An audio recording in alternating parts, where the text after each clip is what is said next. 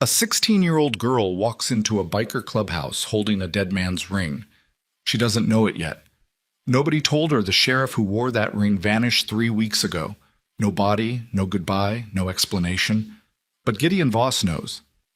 The moment he sees the engraved family crest inside the silver band, something behind his eyes goes cold and still. The way a man looks when he's already calculating who needs to hurt and who needs to hide, because that ring didn't fall off a living hand, and the girl who found it just became the most dangerous witness in Blackridge County. Now someone is coming for her, and the only thing standing between a frightened teenager and a shallow grave is a broken biker who hasn't slept through the night in 14 years. Stay with this one all the way to the end, folks. Hit that like button, drop a comment, tell me what city you're watching from tonight. And whatever you do, don't look away. The cold came early to Blackridge that year. Not the kind of cold that settles gently, the kind that gives you time to zip your jacket and find your gloves. This was the other kind, the kind that arrives overnight like something angry, something personal, crawling down from the mountains with fog so thick you couldn't see a stop sign from 20 feet. The kind that makes old men check their locks twice and stray dogs disappear from the streets entirely. By October, the town already looked abandoned. Half the storefronts on Main Street had been dark for years. The diner changed hands again, third time in 18 months, and the new owner kept the hours short because nobody came in after sundown anyway. The gas station at the edge of Route 9, the big one with the cracked canopy and the single working pump, had stopped selling anything but fuel and cigarettes. The mechanic bay behind it had been padlocked shut since spring. The only place in Blackridge that still felt like something breathing was the Iron Spoke Clubhouse on Decatur Road. It wasn't much. A converted warehouse with cinder block walls, a flat roof patched with tar, and a row of Harleys parked diagonal against the gravel. Inside, the main room smelled like engine oil and burnt coffee and old leather. Fluorescent lights buzzed overhead, half of them flickering, the other half dead. A long wooden table ran down the center where men ate meals they didn't have to pay for. Along the far wall, a kitchen that hadn't been renovated since the building was a feed store served soup and bread, and sometimes chili on Fridays. 3 nights a week, the Iron Spoke opened its doors to anyone who needed a plate. No questions, no paperwork, no judgment. You walked in hungry, you sat down, you ate. That was the deal. The bikers who ran the place didn't smile much, didn't explain themselves, and didn't ask where you came from.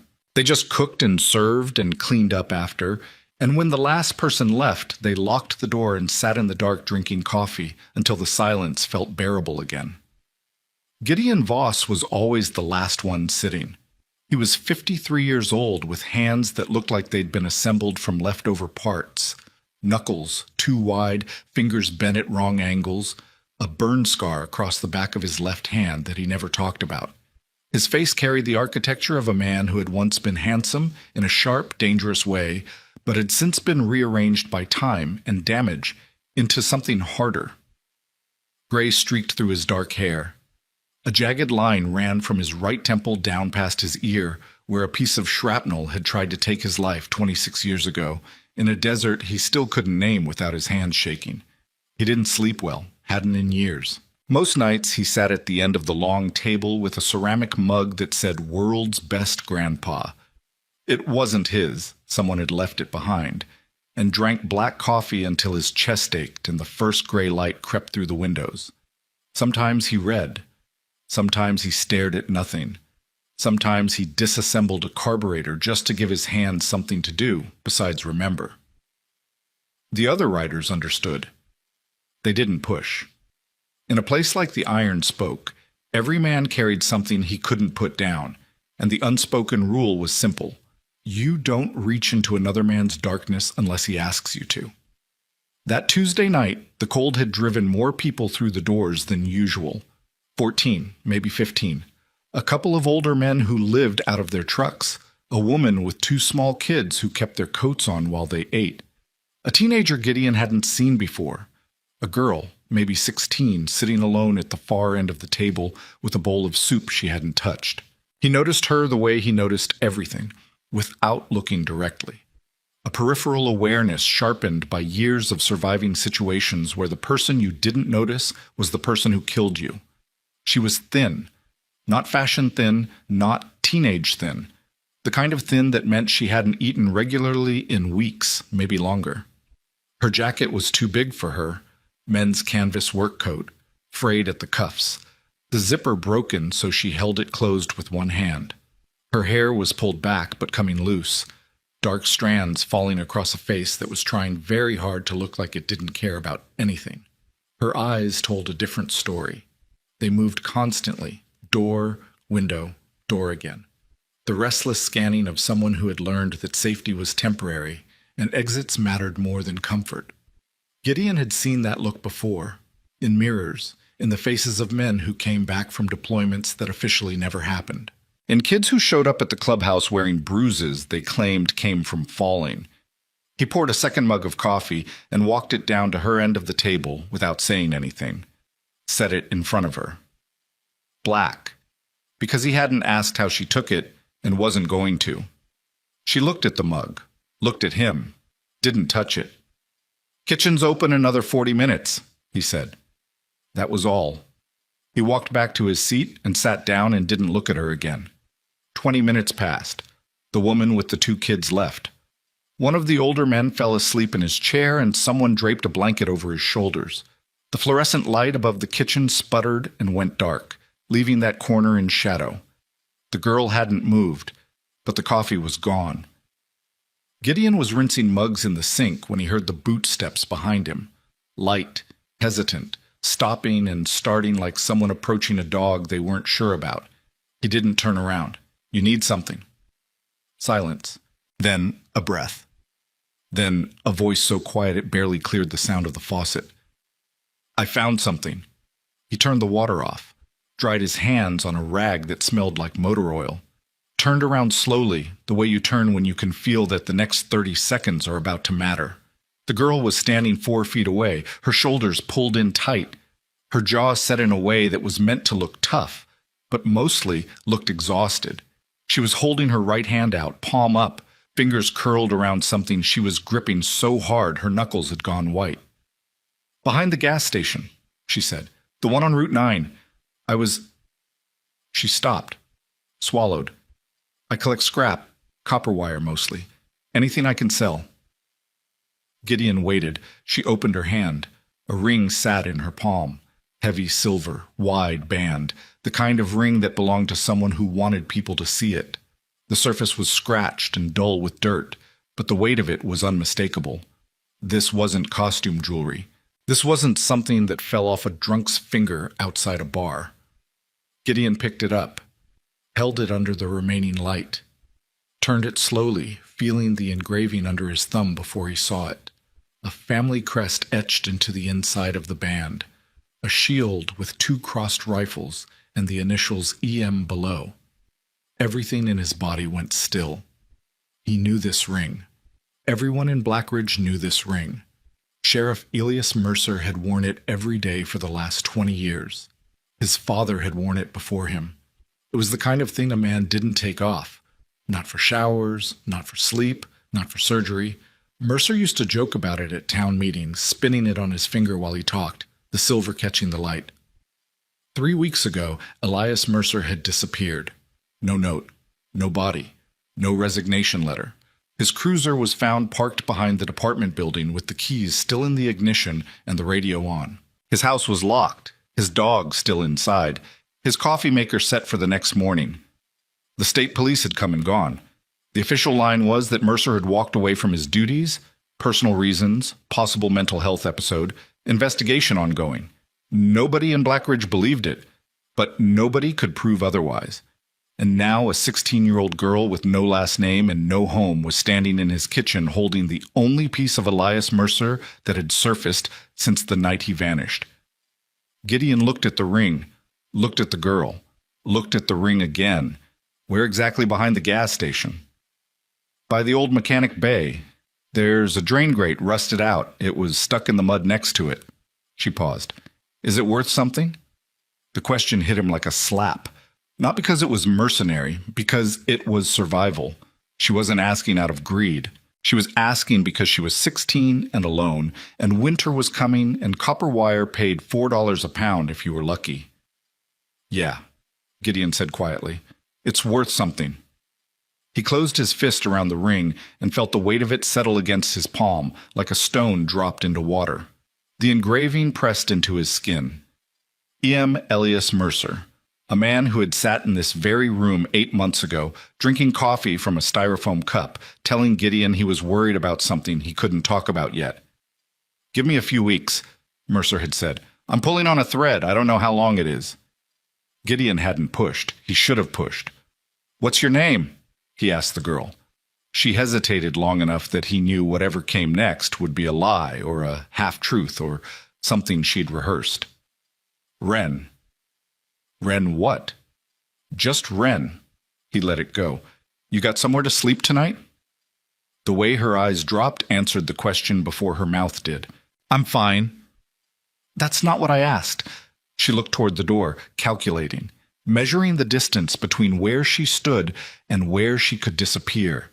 Every runaway did the same math. How fast can I move? How many seconds until I'm gone? Is this person going to grab me or let me go? There's a back room, Gideon said. Cot, blanket, lock on the inside. Nobody goes in there without knocking. You can stay tonight. I didn't say you needed it. I said it's there. She studied him the way a stray animal studies an open hand, wanting to trust it, terrified of what happens when trust goes wrong. Just tonight, she said. Just tonight, he agreed. He showed her the room. It wasn't much, a storage space with a folding cot, a wool blanket, a space heater that clicked when it cycled. The lock was a deadbolt, solid, the kind you couldn't kick through without serious effort. He pointed to it without saying anything, and she nodded without answering, and that was the whole conversation. He pulled the door closed and listened for the deadbolt. It took her 4 seconds, then silence. Gideon walked back to the main room and sat down at the long table and put the ring in front of him and stared at it for a very long time. Then he pulled out his phone and made a call he'd been hoping he'd never have to make. Dutton, it's Voss. I need you at the clubhouse. Tonight. A pause on the other end, the sound of a television being muted, then a voice like gravel dragged across concrete. It's 11:30, Gideon. I know what time it is. Another pause, longer this time, then, how bad? Mercer bad. The line went quiet for 3 seconds, then, 20 minutes. Dutton Crane arrived in 19. He was a thick, bearded man in his late 40s with forearms like bridge cables and a tattoo of a medical caduceus on his neck that he'd gotten the day he was discharged from the Army Medical Corps. Honorably, technically, though the circumstances had been complicated enough that he never talked about them. He rode a matte black Road King that sounded like a thunderstorm approaching, and when he walked through the clubhouse door, the temperature in the room seemed to drop 2 degrees. He didn't say hello. He looked at the ring on the table, looked at Gideon, and sat down. Tell me, Gideon told him. The girl, the gas station, the drain grate, the ring, the engraving, all of it. Dutton picked up the ring and examined it the way a surgeon examines an X-ray. Slowly, methodically, looking for the thing that didn't belong. He turned it under the light, tilted it, squinted at the interior surface. This is his, Dutton said. Not a question. Yeah, behind Harlan's place. The way Dutton said the name carried weight. Harlan Croy owned the gas station on Route 9. He also owned the hardware store on 5th, the storage facility outside town, and a car wash near the county line that did more business than any car wash in a town of 4,000 people should reasonably do. He sat on the town council. He donated to the volunteer fire department. He sponsored the Little League team. He was the kind of man whose name appeared on plaques and whose handshake was photographed for the local paper. He was also, in Gideon's experience, the kind of man who smiled too easily and remembered your name too quickly and made you feel like you were being measured for something you hadn't agreed to. Behind Harlan's place, Gideon confirmed. Dutton set the ring down. The cops searched that station. The cops searched the front lot and the pump island. They walked the perimeter. I watched them from across the road. They never opened the mechanic bay. They never checked the drainage system. Why would they? The official story is Mercer walked away. The official story is garbage, and we both know it. Dutton leaned back in his chair.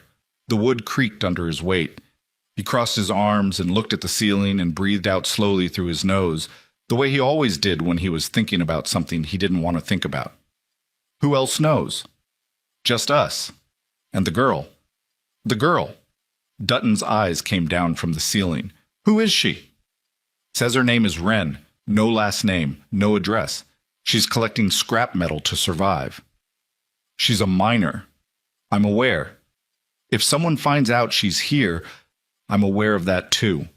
Dutton rubbed his face with both hands, the gesture of a man who understood that every road forward led through something ugly. You can't keep her here, Gideon. Someone reports a runaway miner in a biker clubhouse, and we're the story, not Mercer. I'm not putting her back on the street, and I'm damn sure not calling the department.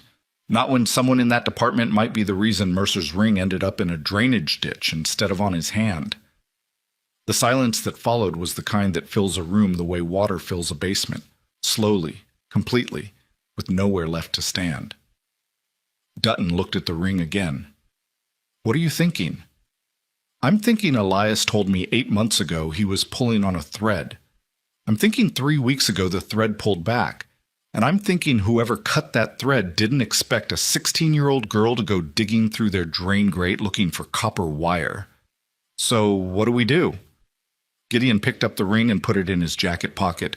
The weight of it settled against his chest like a second heartbeat. Tomorrow morning we go look at that gas station, quietly, before anyone knows we're interested. And the girl? The girl stays here. She stays safe. She stays invisible. Dutton nodded slowly. Then he stood up, and the chair groaned with relief. He walked to the door, stopped, and turned back. Gideon. Yeah. If this is what I think it is, if someone in that department put Mercer in the ground, this isn't a favor. This is a war. I know. You ready for that? Gideon didn't answer right away. He looked at the door to the back room where a girl who weighed maybe 100 pounds was sleeping behind a deadbolt because she had nowhere else in the world to go. He thought about Elias Mercer sitting in that same room 8 months ago, spinning his ring on his finger, saying, I'm pulling on a thread.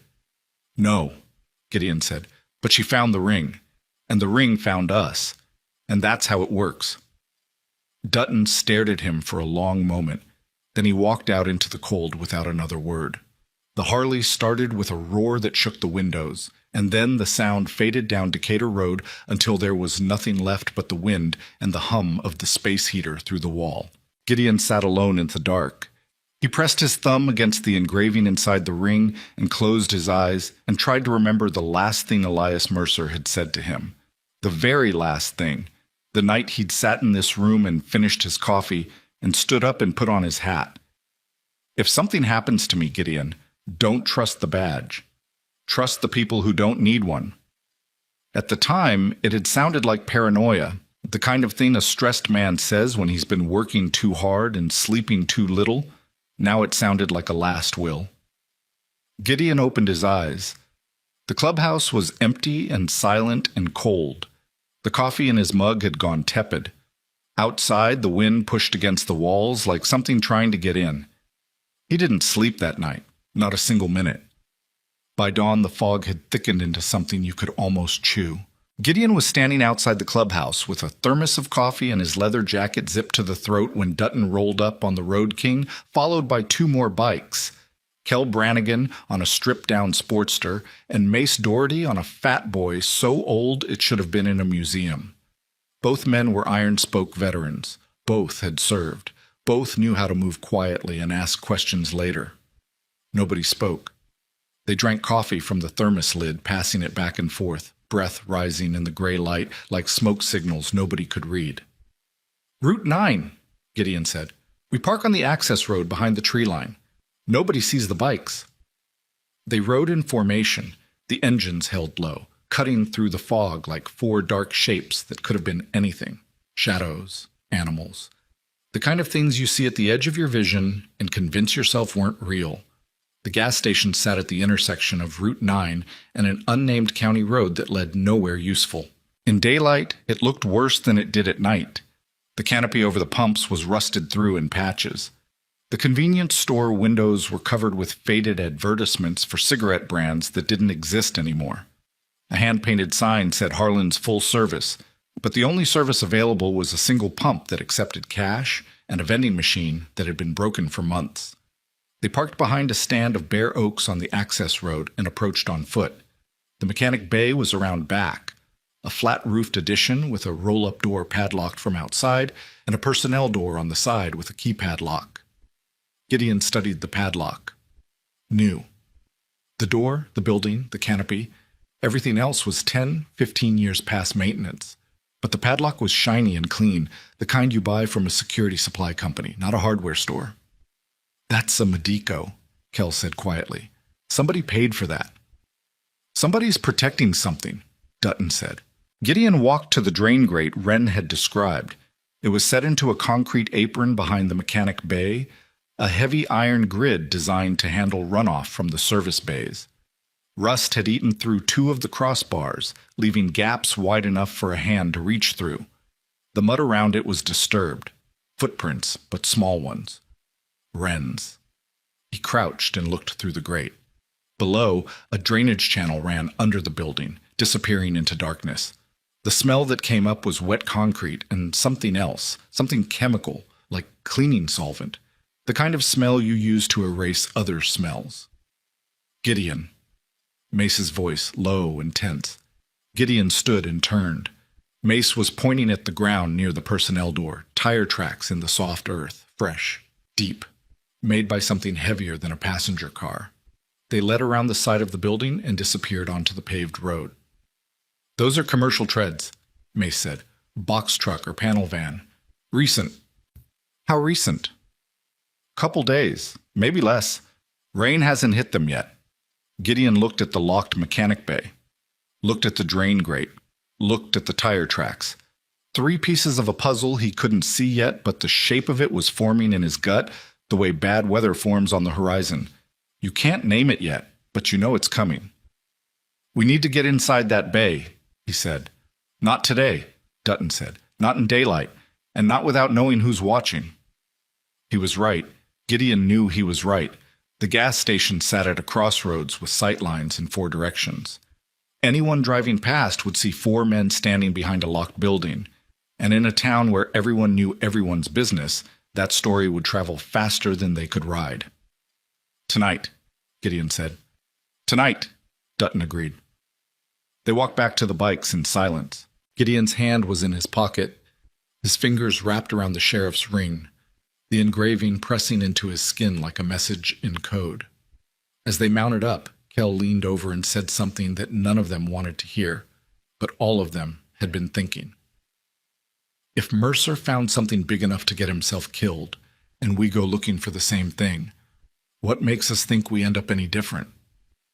Gideon pulled his gloves on, kicked the engine to life, felt the Harley shudder underneath him like a living thing waking from a nightmare. "Because Mercer went alone," he said. "We don't." They rode back through the fog in a tight line, 4 engines growling low, and by the time they reached the clubhouse, the sun was trying to break through the overcast but failing, and the town of Blackridge looked exactly the way it had for the past 3 weeks, quiet, ordinary, and hiding something terrible just beneath the surface. Wren was awake when Gideon came through the door. She was sitting at the long table with her hands wrapped around a mug of coffee she'd made herself, and she looked up at him with an expression that was equal parts defiance and fear, the face of someone who had already decided she was about to be told to leave. "You hungry?" Gideon asked. She blinked. Whatever she'd been expecting, that wasn't it. "There's eggs in the kitchen. Bread's in the box on the counter." He walked past her and started a fresh pot of coffee, and didn't say anything else for a long time. He could feel her watching him, measuring, trying to figure out what he wanted, because in her experience, people always wanted something. After a while, she got up and made herself eggs. She ate standing at the counter with her back against the wall, the way someone eats when they've learned that sitting down with your back exposed is a luxury you can't afford. Gideon waited until she was done. "The ring you found," he said. "It belonged to a man named Elias Mercer. He was the sheriff here." "Was?" He disappeared 3 weeks ago. Nobody knows where he went. The department says he walked away. Most people around here don't believe that. Wren set her plate in the sink. Her face hadn't changed, but her hands had gone still, the way an animal goes still when it hears a branch snap in the dark. I just found it in the mud, she said. I know, I'm not accusing you of anything, but I need to know, did you see anything else out there? Anything that seemed wrong? She was quiet for a long time. Too long. The kind of quiet that means someone is deciding how much truth to let out and how much to keep locked inside. There was a van, she said finally.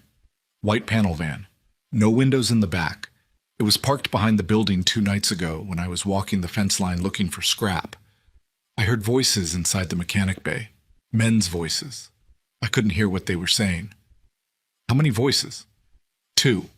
Maybe 3. Did you see anyone? No, I left. The voices sounded... She stopped. Sounded what? Angry. Not like arguing, like someone giving orders. Gideon looked at her. Really looked. Not at the oversized jacket, or the unwashed hair, or the tough girl jaw. At the eyes. At what was living behind them. This girl wasn't just a runaway picking through drain grates for copper wire. She was observant, careful. She noticed things. The van, the voices, the tone. She'd survived on the street by paying attention to details that most people walked past without seeing. And now those details had put her in exactly the wrong place at exactly the wrong time. Wren, I need you to listen to me carefully.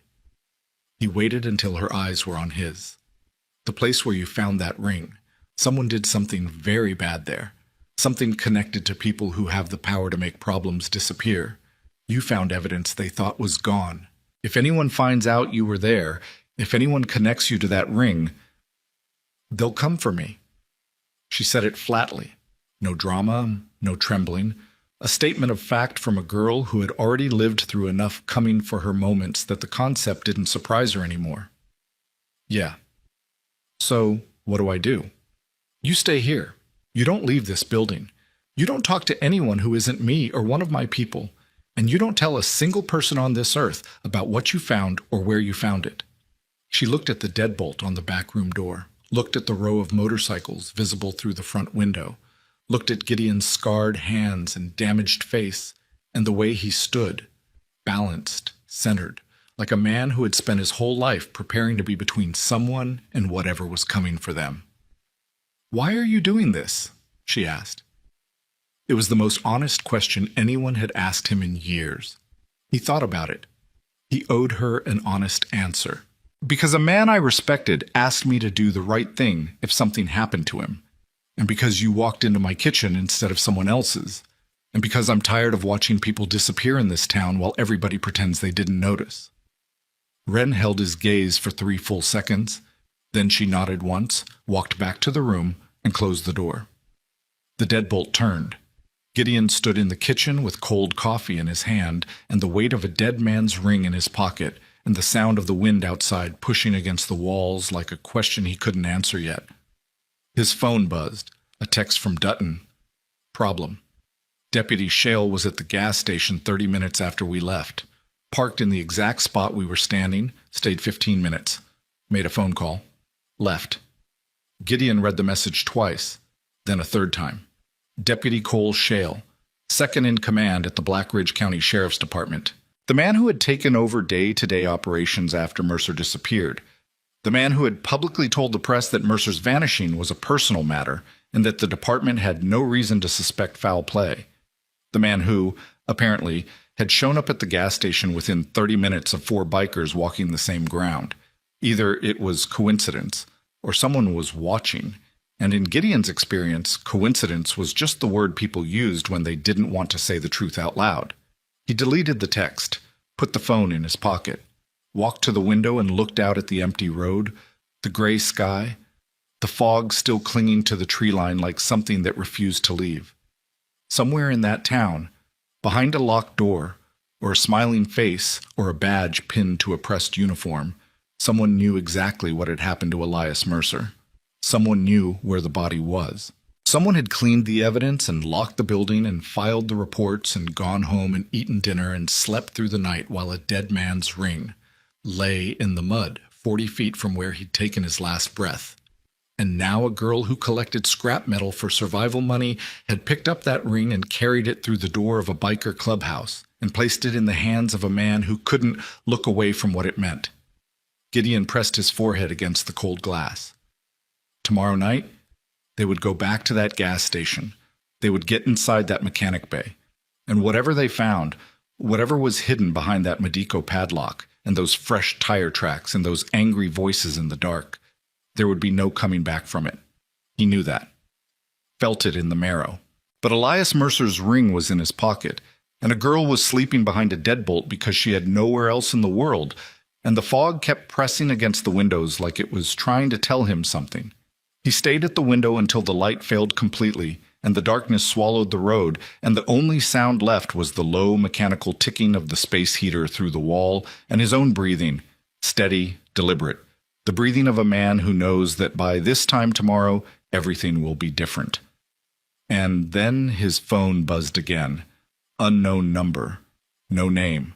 No contact. Just a message, 4 words long, glowing on the screen in the dark clubhouse like a lit fuse. Return the ring. Tonight. Gideon didn't move for 11 seconds. He counted them. An old habit from a life he'd tried to leave behind. When the explosion hits, you count. You count because counting means you're still alive. And if you're still alive, you can still act. 11 seconds of staring at 4 words on a cracked phone screen, while the space heater ticked through the wall and the wind scraped against the windows like fingernails on a coffin lid. Return the ring. Tonight. He screenshot the message. Then he turned the phone off completely. Not sleep mode, not airplane mode. Off. Because whoever sent that text had his number. And if they had his number, they might have more than that. He walked to the front door and checked the deadbolt. Walked to the side entrance and checked it too. Pulled the blinds on every window until the clubhouse was sealed in darkness. Nothing visible from outside except the thin line of light bleeding under the back room door where Wren was still awake. Then he sat down at the long table and put the phone in front of him and the ring next to it and tried to think clearly, which was difficult because clear thinking requires calm, and calm requires safety. And there was no safety left in this building, not anymore, not since 4 words had turned his phone into a weapon pointed at his chest. Someone knew, not suspected, not guessed, knew he had the ring, knew it tonight within hours of the girl handing it to him. Which meant one of 3 things. Someone had seen Wren find it, someone had seen her bring it here, or someone inside this building had talked. The third option made his stomach tighten in a way that had nothing to do with the cold coffee sitting in his gut. He called Dutton on the landline. The clubhouse still had one, a rotary mounted to the kitchen wall that hadn't been replaced because nobody had bothered. And now that felt like the smartest accident in years. Dutton, don't talk. Listen. He read the message. Waited. The silence on Dutton's end lasted long enough to tell Gideon everything he needed to know about how bad this was. I'll be there in 10. Bring Kel. Leave Mace. Why leave Mace? Because only 4 people knew about that ring before tonight. You, me, Kel, and Mace, and I need to narrow that number. The pause that followed was heavy enough to crack the floor. Gideon, Mace has been with us since Kandahar. I know where Mace has been. I also know that someone sent me a text 30 minutes after we left that gas station, and Deputy Shale showed up in our footprints before the mud dried. 4 people knew. I need to sit across from each of them and look at their face when I tell them what happened, starting with the 2 I trust most. Dutton breathed out. 10 minutes. They arrived in 8. Kel came through the door first, his lean frame wound tight, eyes already scanning the room the way a man does when he's been trained to enter spaces expecting contact. Dutton followed. Slower. Heavier. His expression set in the grim neutrality of a medic who's seen enough trauma to know that panic helps nobody. Gideon showed them the message. No preamble, no context, just held up the phone and let them read. Kel's jaw tightened. His right hand moved to his belt. An unconscious gesture, reaching for something that wasn't there anymore, but his body still remembered. Unknown number, Kel said. Burner. Already tried calling back. Dead. Timestamp. 43 minutes after we left the gas station. Kel looked at Dutton. Dutton looked at the table. Nobody looked at each other. You're thinking one of us talked, Kel said. Gideon didn't flinch. I'm thinking someone knew, and the list of people who could have told them is short enough to memorize. It's not me. I didn't say it was. You didn't have to. You left Mace out. That says enough. The silence that filled the room was the kind that comes before a fist or a confession. Tight, electric, loaded with things that couldn't be taken back once they were said. Dutton broke it, not with words. He reached into his jacket and pulled out his phone and set it on the table next to Gideon's. Then he took off his cut, the leather vest with the iron spoke patch that no member removed in front of others except under circumstances that demanded total transparency, and laid it across the back of the chair. Check it, Dutton said. Check the phone, check the jacket, check whatever you need to check, because we don't move forward with suspicion sitting at this table. It'll kill us faster than whoever sent that message. Kel stared at Dutton for a long beat. Then he did the same. Phone on the table, cut across the chair. Stood there in his plain black t-shirt with his arms at his sides, exposed, the gesture of a man who understood that trust was the only currency that mattered, and he was putting every coin he had on the wood. Gideon looked at the two men standing across from him, men who had bled with him, men who had carried bodies with him, men who had sat in this room 100 nights drinking bad coffee and saying nothing because the nothing between them was more honest than anything words could manage. He picked up Dutton's phone, scrolled through the calls, the texts, the recent apps. Nothing. Clean. The last outgoing call was to Gideon 90 minutes ago. Before that, a call to a pharmacy and a text to someone named Linda about picking up dog food. He checked Kel's. Same. Clean. The recent history was boring enough to be genuine. A mechanic's schedule, an overdue electric bill, a voicemail from a VA clinic he hadn't listened to yet. Gideon set both phones down. He didn't check the jackets. He didn't need to. The phones told him what the gesture had already said. Okay, he said. Okay, Kel repeated. Okay, it wasn't you, either of you, which means it was Mace or it was someone else entirely. Dutton sat down. The chair creaked. There's a third option. Say it. The girl. The word landed in the room like a dropped blade. Gideon looked at the back room door, closed, deadbolted from inside. Silent. She came to you with the ring, Dutton said carefully. She told you exactly where she found it. She gave you just enough detail to make you curious. The van, the voices, the mechanic bay. And within hours, someone sends you a threat. He held up both hands, not accusing, presenting. I'm not saying she's working with them. I'm saying she could be being used without knowing it. A 16-year-old girl alone on the street is the easiest piece on the board to move. Gideon felt something hot rise in his chest. Not anger, not yet. Something older, the instinct to protect a thing that couldn't protect itself, which was the same instinct that had gotten him into every mess and every war and every midnight argument he'd ever had. She's not a piece, he said. I didn't say she was. I said she could be being moved like one. By who? She's been sleeping in ditches and eating out of gas station trash cans. She doesn't even have a phone. That you know of. The heat in Gideon's chest climbed higher. He forced it down. Dutton wasn't being cruel. Dutton was being careful, which was what Dutton did, which was why Dutton was still alive, and a lot of careful less men were not. I'll talk to her, Gideon said. When? Now. He walked to the back room door and knocked twice. Firm, not aggressive. The way you knock when you need someone to know you're there without making them feel hunted. Silence. Then the deadbolt turned. Wren opened the door 2 inches and looked at him through the gap. Her eyes were red but dry. She'd been crying, but she'd stopped before anyone could see, which told Gideon everything about how she'd learned to handle pain. I need to ask you something, he he said.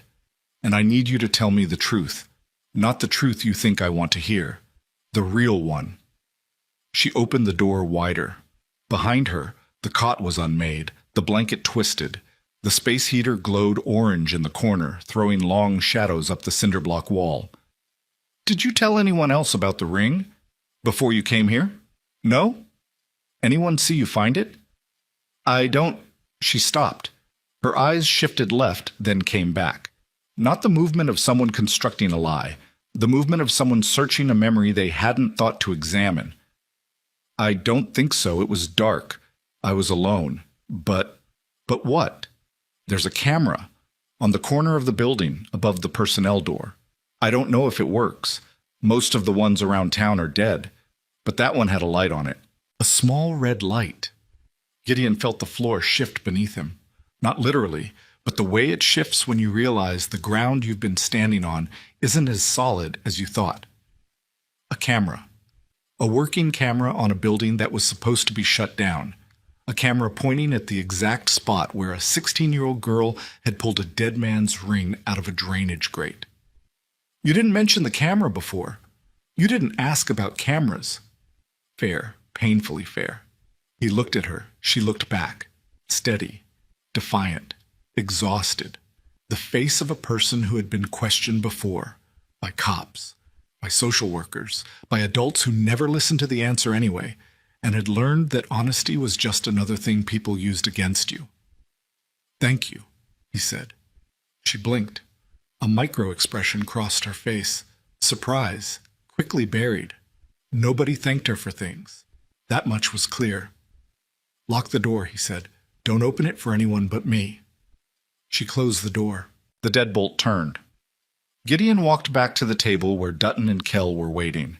He sat down and pressed both palms flat against the wood, the way a man does when he needs to feel something solid under his hands. "Camera," he said.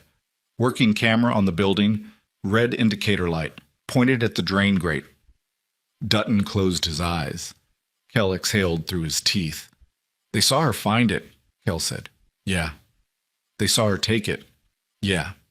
"And if they've got footage of her walking this direction, they know she's here." The sentence dropped into the room like a stone into still water. The ripples spread outward. Implications, consequences, dangers, each one worse than the last. Kell stood up, walked to the window, pulled the blind aside 1 inch and looked out at the road, the gravel lot, the row of Harleys sitting in the dark like sleeping animals. "Nobody out there," he said. "But that doesn't mean nobody's watching." "They won't come here tonight," Dutton said. "Not to a clubhouse with 4 bikes parked outside. Whatever they're planning, it's not a direct assault. These are people who disappeared a sheriff without leaving a fingerprint. They don't come at you loud, they come at you sideways." "Meaning what?" "Meaning tomorrow morning, someone files a report, anonymous tip. Minor female seen entering a building known to be occupied by motorcycle club members. Child services shows up, police show up. They pull the girl out, they search the building, they find the ring, and suddenly we're not investigators. We're suspects. Kidnapping. Harboring a runaway. Evidence tampering. They bury us in paperwork and process while the real evidence disappears behind that Madeko lock." The precision of Dutton's prediction was sickening because it was exactly right. Gideon could see it unfolding like a script, the kind of script written by people who understood that the most effective weapon wasn't a gun, but a phone call to the right office. "So we move tonight," Gideon said. "Move where?" "The gas station. That mechanic bay. Whatever's behind that lock, we get to it before they clean it out. They know we're looking, which means they're already planning to sanitize. The camera footage, the drain grate, the van, all of it disappears by sunrise if we don't get there first." Kell turned from the window. "That's breaking and entering. That's looking for a murdered sheriff.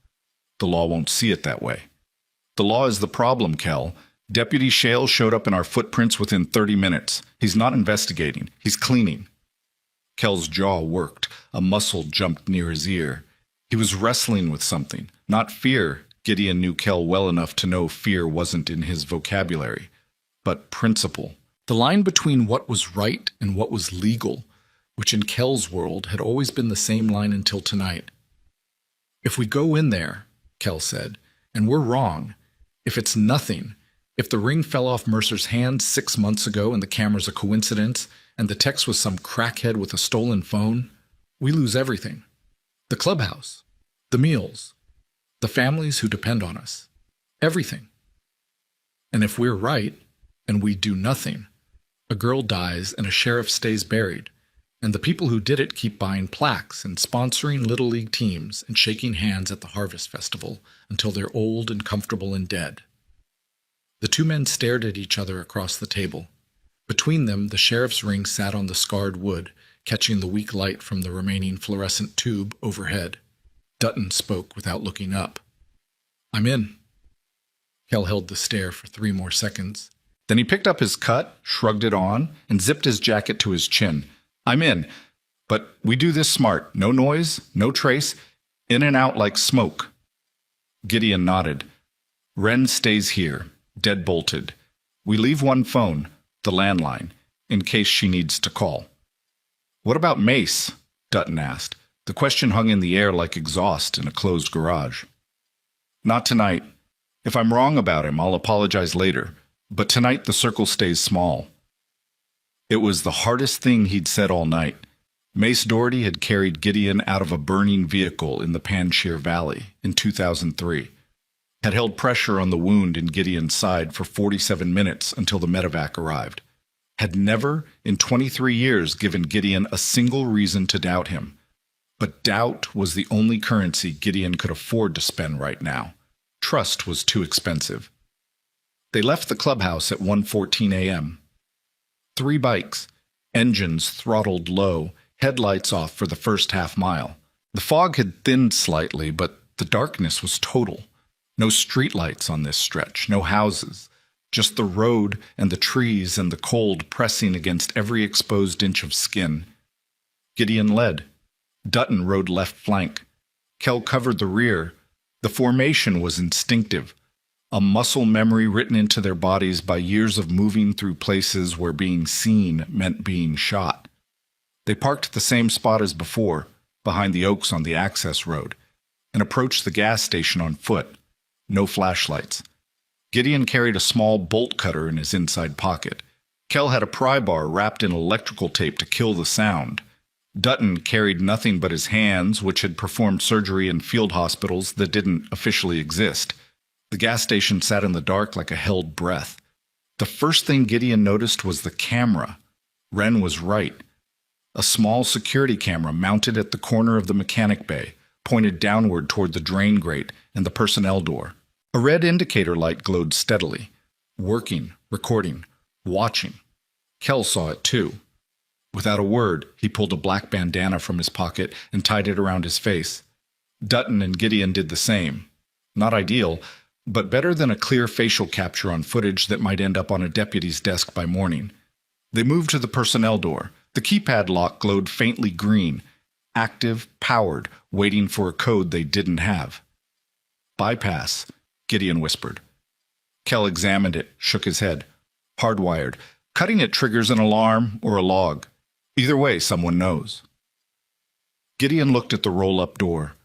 The Medico padlock gleamed in the ambient dark. The bolt cutter he carried wouldn't touch it. Medico locks were hardened steel, designed to resist exactly this kind of approach. "Window," Dutton said. He was pointing to the far side of the building. A narrow window, maybe 18 inches wide, set high in the cinder block wall. It was painted over from the inside, but the frame was old wood, warped by years of weather, and the glazing compound had cracked away from the glass in several spots. Kel used the pry bar. Gentle, slow, working the glass out of the frame one edge at a time, the way a man removes stitches. Patient, precise, no wasted motion. It took 4 minutes. The glass came out in one piece. He set it against the wall, and Gideon boosted himself up and through the opening, his shoulders scraping against the cinder block, his boots swinging in empty air for a moment before he found the floor. The smell hit him first. Cleaning solvent. The same chemical odor he'd caught from the drain grate, but concentrated now, thick, layered over something else. something older and darker that the solvent was trying to erase. Gideon had smelled that smell before, in places where bad things happened to human bodies and someone tried to make the room forget. He pulled a small flashlight from his jacket and clicked it on, keeping the beam low, pointed at the floor. The mechanic bay was large, 4 vehicle bays, all empty. The lifts retracted to ground level. The concrete floor was stained with decades of oil and grease, but in the center of the room a large area had been scrubbed recently. Gideon could see the difference. The old stains were dark and worked into the grain of the concrete, but the central section was lighter, cleaner, the surface rough from chemical treatment. Someone had cleaned this floor, thoroughly, professionally. He moved the flashlight slowly. Along the far wall, a metal shelving unit held cleaning supplies, industrial-grade bleach, hydrogen peroxide concentrate, enzymatic cleaners. Not the kind of products a gas station mechanic bay needed for oil changes and tire rotations. These were the chemicals you bought when you needed organic material to stop existing. Dutton came through the window behind him, landed soft, looked at the floor, looked at the chemicals. His expression didn't change, but his breathing did. Slower, more controlled, the disciplined respiration of a man who is looking at something that confirms his worst suspicion. Kell came last, pulled himself through the window with the efficient silence of a man who had entered buildings through worse openings in worse places. The 3 of them stood in the dark mechanic bay and looked at what had been done to the floor and smelled what had been done to the air and understood without speaking that this room was the answer to a question an entire town had been asking for 3 weeks. Elias Mercer hadn't walked away. Elias Mercer had been brought here. Gideon moved the flashlight to the drain in the center of the cleaned area. A floor drain, industrial-sized, the grate removed. He crouched and looked into it. The drainage channel ran beneath the building, the same channel that connected to the exterior grate where Wren had found the ring. The ring had traveled through this drain, from inside this room, through the channel to the outside grate, which meant the ring had been in this room when whatever happened here happened. Dutton crouched beside him, pulled a pair of nitrile gloves from his pocket. He always carried them, a medic's reflex, and reached into the drain. His hand came back wet, coated in a residue that was dark and thick and not entirely water. He held his hand under the flashlight, looked at it, looked at Gideon. Neither of them said the word. They didn't need to. "We need to document this," Dutton said. "Everything. Before it disappears." Gideon pulled out his phone, powered it on, began taking photographs. The floor, the chemicals, the drain, the shelving, the cleaned area, the window they'd come through. Every angle, every detail. The phone's camera clicked in the silence like a metronome counting down to something. Kell was at the back of the bay, examining a heavy steel door set into the rear wall. He tried the handle. Locked. But this lock was different. Older, simpler, a standard commercial deadbolt that had been installed years before whatever security upgrades had come recently.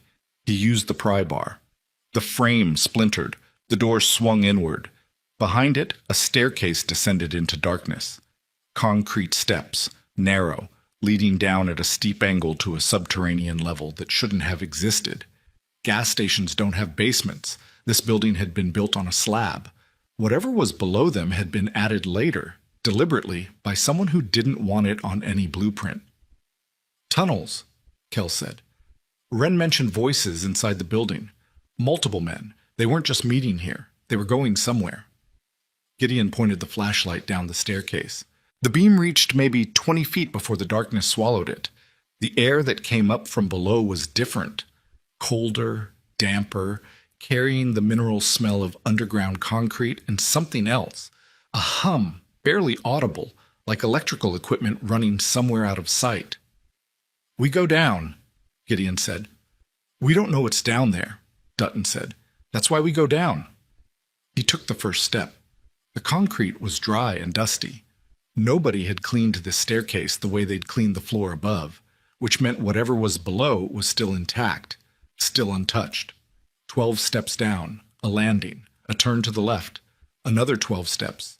Then a corridor, low-ceilinged, maybe 6 feet, forcing all three of them to duck. The walls were poured concrete, utilitarian, no finishing, no paint. The hum was louder here, coming from somewhere ahead. And now Gideon could see light, a thin line of it, yellow and artificial, bleeding from under a door at the end of the corridor on. He killed his flashlight. In the darkness, that line of light was the only thing visible, a golden thread stretched across the floor like a tripwire. They reached the door. Steel, like the one above, but newer. No lock on this side. It opened inward with a push.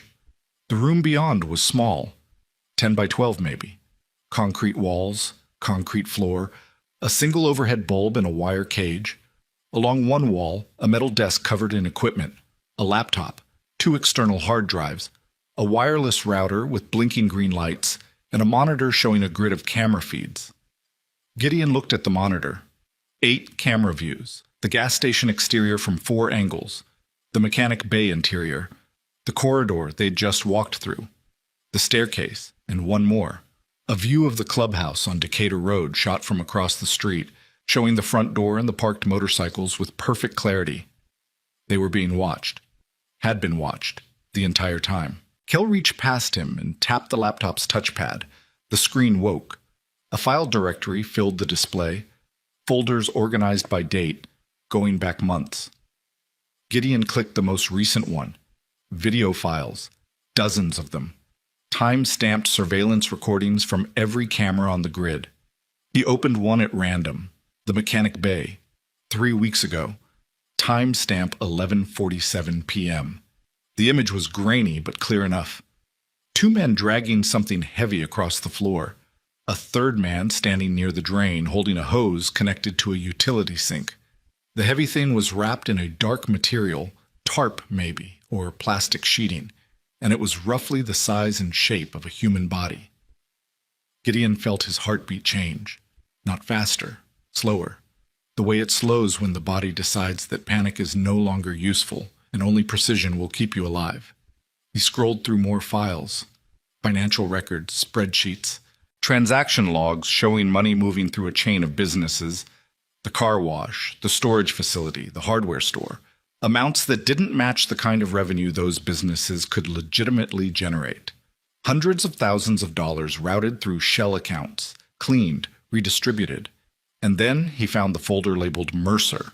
Inside were documents, scanned copies of the sheriff's own investigation notes, handwritten pages, photographs, bank records he'd obtained through warrants that had apparently never been filed with the court. Mercer had been building a case, alone, off the books, against Harlan Croy and what appeared to be a network of 7 or 8 individuals, including at least 2 members of his own department. Deputy Cole Shale's name appeared on page after page. At the bottom of the folder, a single video file. The file name was simple. If _u_ found _this dot MP4. Gideon clicked play. Elias Mercer's face filled the screen. He was sitting at a desk, not this desk, somewhere else, maybe his home, and the lighting was poor and the angle was slightly off, as if he'd propped his phone against a stack of books and hit record. He looked tired. Not the tired of a long shift or a bad week. The tired of a man who has been carrying a weight too heavy for one person and knows that putting it down means dying. If you're watching this, Mercer said, it means they got to me before I got to them. I'm recording this because I need someone to know the truth, and I can't trust my own department. The ring... He held up his hand. The silver band caught the light. If the ring survived, check the inside. There's a compartment, emergency key, coordinates etched into it. Follow them. Everything you need is there. He paused, rubbed his eyes.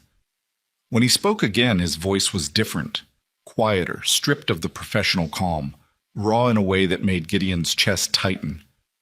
I made a mistake. I thought I could do this alone. I thought the badge was enough.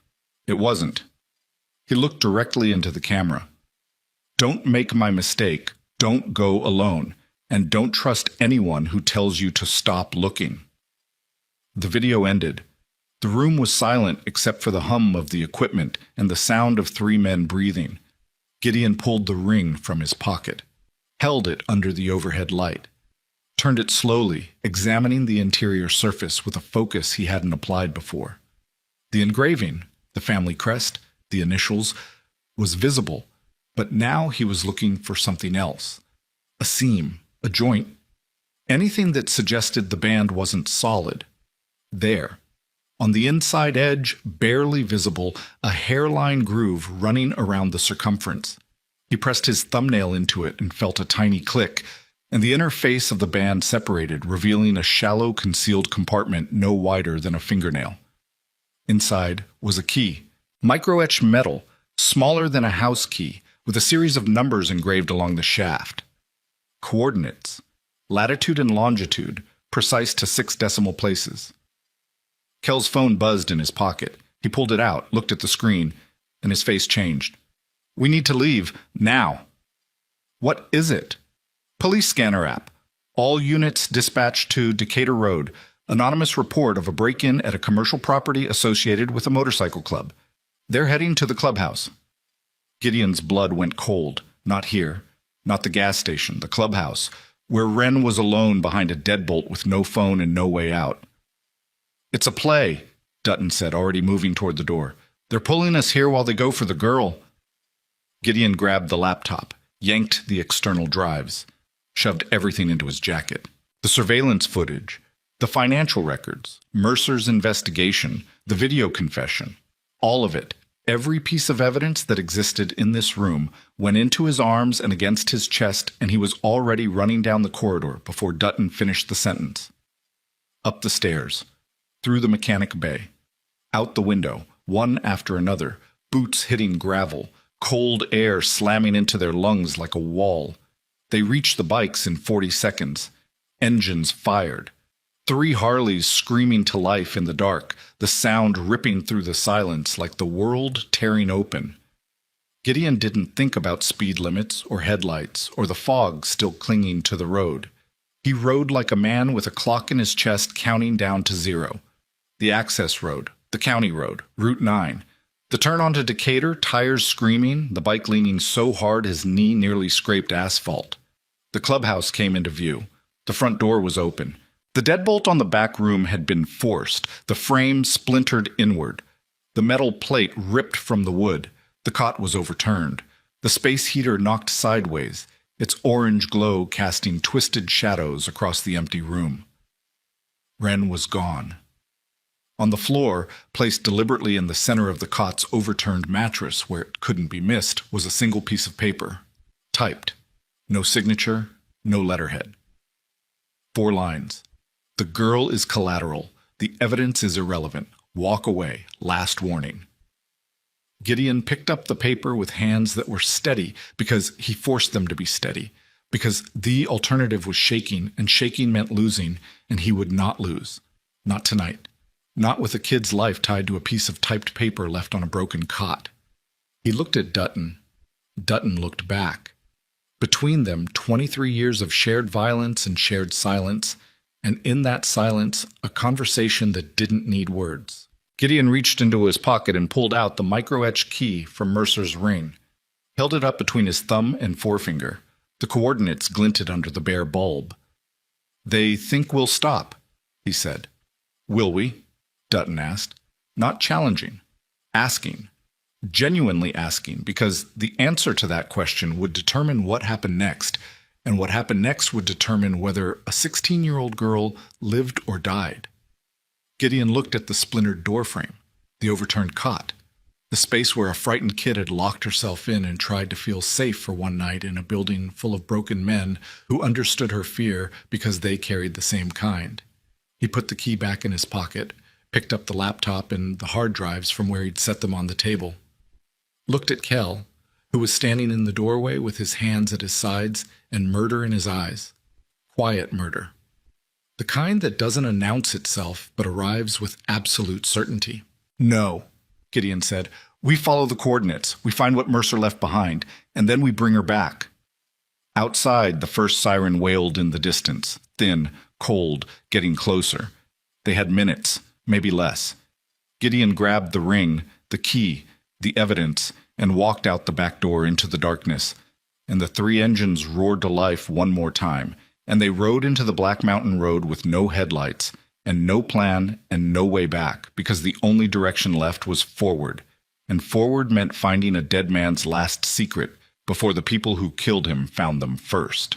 They rode without headlights for 7 miles. 7 miles of mountain road in total darkness, the asphalt invisible beneath their tires, navigating by memory and instinct and the pale gray outline of the tree line against a sky that had no stars. The cold was brutal at speed, a physical thing, sharp-edged, slicing through leather and denim and skin, until Gideon's hands were numb on the grips and his jaw ached from clenching against the wind. The coordinates from Mercer's Key pointed to a location 11 miles northwest of Blackridge, off a fire road that hadn't been maintained in years. Gideon knew the area vaguely. Old mining country, played out decades ago, dotted with abandoned structures that the forest had been slowly digesting since the last miners packed up and left. Storm shelters, equipment sheds. The kind of places people forgot existed until someone needed a place that didn't exist on any map. Dutton rode left. Kell rode rear. The formation held even in the dark, 3 machines moving as a single organism. The engines kept low enough to avoid carrying sound, but loud enough to feel through the handlebars. That deep mechanical pulse that was the closest thing Gideon had to a heartbeat he trusted. His chest was full of hardware, the laptop pressed against his ribs. The external drive shifted in his inner pocket with every curve. Mercer's ring sat heavy in his left jacket pocket, and the micro-etched key was in his right. And between the two of them, they contained enough evidence to end careers, end lives, end the comfortable fiction that Blackridge was just another quiet town where nothing ever happened. But none of it mattered if Wren was dead. The thought arrived without permission and settled in the front of his skull like a nail. He pushed it down, pushed it sideways, tried to replace it with tactical thinking, distance, terrain, approach vectors, contingencies, but the nail stayed where it was, throbbing with every heartbeat. She had locked the deadbolt. She had done what he told her, and someone had kicked through it like it was paper and taken her while he was underground reading a dead man's diary. He should have left someone with her, should have stayed himself, should have done a dozen things differently. The should-haves multiplied in his head like cracks spreading through glass, and he let them come because fighting them was worse than carrying them. At mile 9, Kell flashed his brake light twice, a signal. Gideon slowed and pulled to the shoulder, gravel crunching under his tires. The other 2 bikes flanked him. Kell pulled alongside and leaned close enough that his voice carried over the idling engines. "Fire road's a 1/4 mile ahead. We need to talk before we go in." They killed the engines. The silence that followed was enormous, the kind of silence that exists only in places where no human being has any business being at 3 a.m. No traffic, no houses, no distant hum of civilization, just the trees and the wind and their own breathing, rapid and visible in the cold air. "We don't know what's at those coordinates," Kell said. "Could be a storage unit, could be a bunker, could be nothing." "It's not nothing," Gideon said. "Mercer didn't hide a key inside his ring and record a goodbye video for nothing." "I'm not saying it's nothing. I'm saying we're riding blind into unknown terrain with stolen evidence and a missing kid, and half the county sheriff's department looking for us. I need to know the plan isn't just go forward and see what happens. The plan is we find what Mercer left, we secure it, and then we use it to get Wren back." "How?" "I don't know yet." Kell stared at him. In the darkness, his eyes were just glints, 2 points of cold light in a face that had learned to express nothing when everything was at stake. "That's not a plan, Gideon. That's a prayer." "Then it's a prayer. You got something better?" Kell didn't answer. He looked at Dutton, who was leaning against his road king with his arms crossed, his face unreadable. "Dutton?" "I stopped having better plans the day I watched a kid bleed out because the medevac was 17 minutes late and the tourniquet was 12 inches too short," Dutton said quietly. "Sometimes forward is the only direction that exists. This feels like one of those times." Kell exhaled. A long, slow breath that carried something out of him. Reluctance, maybe, or the last fragment of the belief that there was a safe choice available. "Okay," he said. "Forward." They pushed the bikes the last quarter mile to avoid engine noise. The fire road was exactly what Gideon expected. Rutted, overgrown, the kind of path that required commitment because turning around was nearly impossible once you started. Branches scraped against their jackets. Roots jutted from the ground like knuckles. The darkness was so complete that Gideon navigated by feel, his boots testing each step before he put weight on it. The GPS on his phone, powered on just long enough to check the coordinates, then killed again, showed the target location 200 yards ahead. A clearing in the trees where topographic lines suggested a flat area, possibly man-made, possibly an old mining pad. They smelled it before they saw it. Wet concrete. Rusted metal. The mineral scent of earth that has been disturbed and resettled. And something else. A faint trace of diesel exhaust, recent enough that the air hadn't finished absorbing it. Someone had been here. Recently. Gideon held up a fist. The others stopped. He stood still and listened. The wind moved through the trees with a sound like distant water. An owl called once, then went quiet. Nothing mechanical, nothing human. He moved forward alone. 20 yards. 30. The trees thinned and the ground leveled out, and then he was standing at the edge of a clearing, looking at a structure that had been invisible from 10 feet away. A storm shelter. Old construction. Poured concrete walls. A steel hatch door set at a 45-degree angle into the ground. The kind of shelter built in the 1960s when people still believed that surviving what was coming was a matter of adequate concrete. The hatch was covered with leaves and debris, but the debris had been moved recently. Gideon could see the drag marks where someone had cleared it away and then attempted to replace it. He waved the others forward. They materialized from the tree line like ghosts, silent, moving low, the muscle memory of men who had approached worse buildings in worse darkness with real bullets waiting inside. The hatch had a lock, not a Medeco this time. A simple padlock, old, matching the vintage of the shelter itself. Gideon pulled out Mercer's micro-etched key and held it up. The size was right. The cut was right. He inserted the key, turned it. The lock clicked open with a sound that was almost gentle, almost kind, as if the shelter had been waiting for someone to come. The hatch was heavy.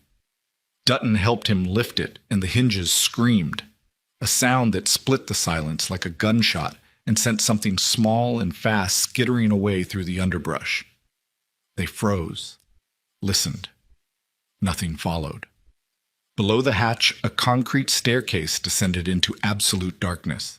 The air that rose from it was cool and stale and dry, carrying the sealed room smell of a space that hadn't been opened in weeks, maybe longer. Gideon went first. He always went first. Not because he was brave, because he'd stopped caring about what happened to him a long time ago. And men who don't care what happens to them make excellent point men because they move without hesitation into places that would stop anyone else. 12 steps down. A concrete landing. A heavy door, steel, industrial, standing slightly ajar. He pushed it open with his shoulder and stepped through and fumbled along the wall until his fingers found a switch. He flipped it. A fluorescent tube overhead flickered, buzzed, and caught. The room was larger than he expected. 20 feet by 30, roughly, with a ceiling high enough to stand comfortably. Metal shelving lined 3 walls, and on those shelves was the reason Elias Mercer had hidden a key inside his ring and recorded a farewell video in a dark room with shaking hands. Filing boxes, dozens of them, each one labeled with a date range and a name. Some names Gideon recognized, some he didn't. Harlan Croy's name appeared on 6 boxes. Deputy Cole Shale's name appeared on 4. There were others. A county commissioner, a state transportation official, a real estate developer whose billboards Gideon had driven past 1,000 times without a second thought.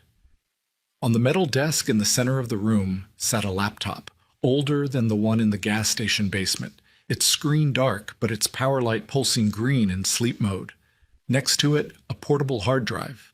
Next to that, a stack of USB drives, each one labeled with a date. And next to those, a handwritten note on lined paper, the handwriting steady and precise.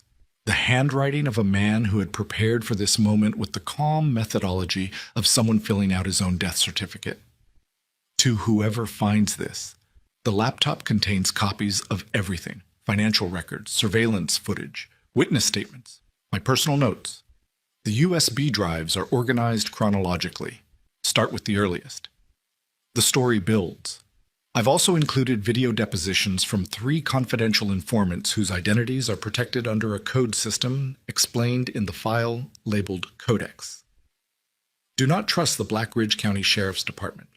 Do not trust the county DA. Contact the State Attorney General's office directly or reach out to the federal contacts listed in the federal file. I'm sorry I couldn't finish this myself. Ton. Gideon read the note 3 times. Each reading made it worse, not better, because each time the full weight of what Mercer had accomplished alone, the months of surveillance, the careful documentation, the informants recruited and managed without departmental support, became more staggering and more damning. Because Mercer had done this alone, had been forced to do it alone, because the systems designed to help him, his own department, the county DA, the chain of command that existed specifically to support exactly this kind of investigation, had been compromised so thoroughly that the sheriff of an entire county had to hide his evidence in a bunker in the woods and engrave coordinates into the inside of a ring, because he knew that every official channel would lead back to the people he was trying to expose. Dutton was opening boxes, pulling out folders, scanning pages. His face was getting progressively worse, not angrier, not sadder, just harder, the expression setting like concrete as the scope of what they were looking at became clear. Money laundering, he said, but not just cash. They're washing money through construction contracts, road maintenance bids, county procurement, the gas station, the car wash, the storage facility. Those are front-end operations. The real volume is coming through public contracts. Millions. Over years. How many years? Kell asked. Dutton checked the dates on several folders. At least 7. Maybe longer. These go back to... He stopped, pulled a folder out, stared at the first page. What? Gideon said. The storage facility. The one Harlan Croy owns on the east side. According to these records, it was purchased 7 years ago through a shell company called Ridgeline Holdings. He looked up. Ridgeline Holdings was co-founded by 2 people, Harlan Croy and Mace Doherty. The name hit the room like a physical blow. Gideon didn't move, didn't breathe. His body went completely still. Not the stillness of shock, but the deeper, more dangerous stillness of a man whose internal architecture has just been rearranged without warning. Say that again, he said. Dutton turned the folder so Gideon could see it. State Incorporation documents. Ridgeline Holdings, LLC, filed 7 years ago, 2 named members. Harlan Croy, Mace Doherty. The signature at the bottom of the filing was Mace's. Gideon knew that signature. Had seen it on 100 club documents, a dozen VA forms, a military paperwork trail that stretched back 2 decades. The angular M, the compressed D, the way the Y dropped below the line and curled like a fishhook. That's his, Gideon said. His voice sounded wrong to his own ears. Flat, stripped of something essential. Kell had stopped moving. He was standing against the far wall with his arms at his sides, and his face had gone through shock and arrived at something colder on the other side. Mace is in on it, Kell said. We don't know that. The words came out of Gideon's mouth automatically. A reflex, the way you grab a railing when the floor drops out. His name is on the incorporation documents of a shell company used to launder money through a network that murdered a sheriff. What exactly don't we know? Gideon picked up the folder. Read the documents again, page by page, looking for an explanation that didn't exist, a context that would make the signature mean something other than what it obviously meant. There was nothing. The documents were clean, notarized, filed with the state. Mace Doherty was a co-owner of a company that had purchased property used as infrastructure for a criminal operation that had been running for the better part of a decade. And Mace had been at the gas station that morning, had stood in the same gravel, looked at the same drain grate, heard Gideon talk about the ring, and the girl, and the plan to come back at night. And Gideon had left him out of the nighttime operation, not because he knew the truth, but because he'd felt something. An instinct. A wrong note in the chord that he couldn't identify but couldn't ignore. The instinct had been right, and being right about it was the worst thing that had happened to him in a very long time. The text message, Dutton said, "Return the ring, tonight." Mace had the number. Mace had the timeline. Mace knew we'd found the ring and where we'd found it. And Deputy Shale showed up at the gas station 30 minutes after we left, Kell added, because Mace told him. And the raid on the clubhouse. Dutton's voice was controlled, but the edges were fraying. While we were underground at the gas station, someone tipped them off about exactly where we'd be and exactly how long we'd be gone. Mace knew the plan. Mace knew the girl was alone. The three of them stood in the dead sheriff's bunker, surrounded by boxes of evidence that proved every institution in their town was compromised, and the silence between them was the silence of men discovering that the betrayal came from inside their own walls, their own history, their own foxhole. Gideon set the folder down, placed both hands flat on the desk, leaned forward until his weight was on his arms and his head was down and his eyes were closed.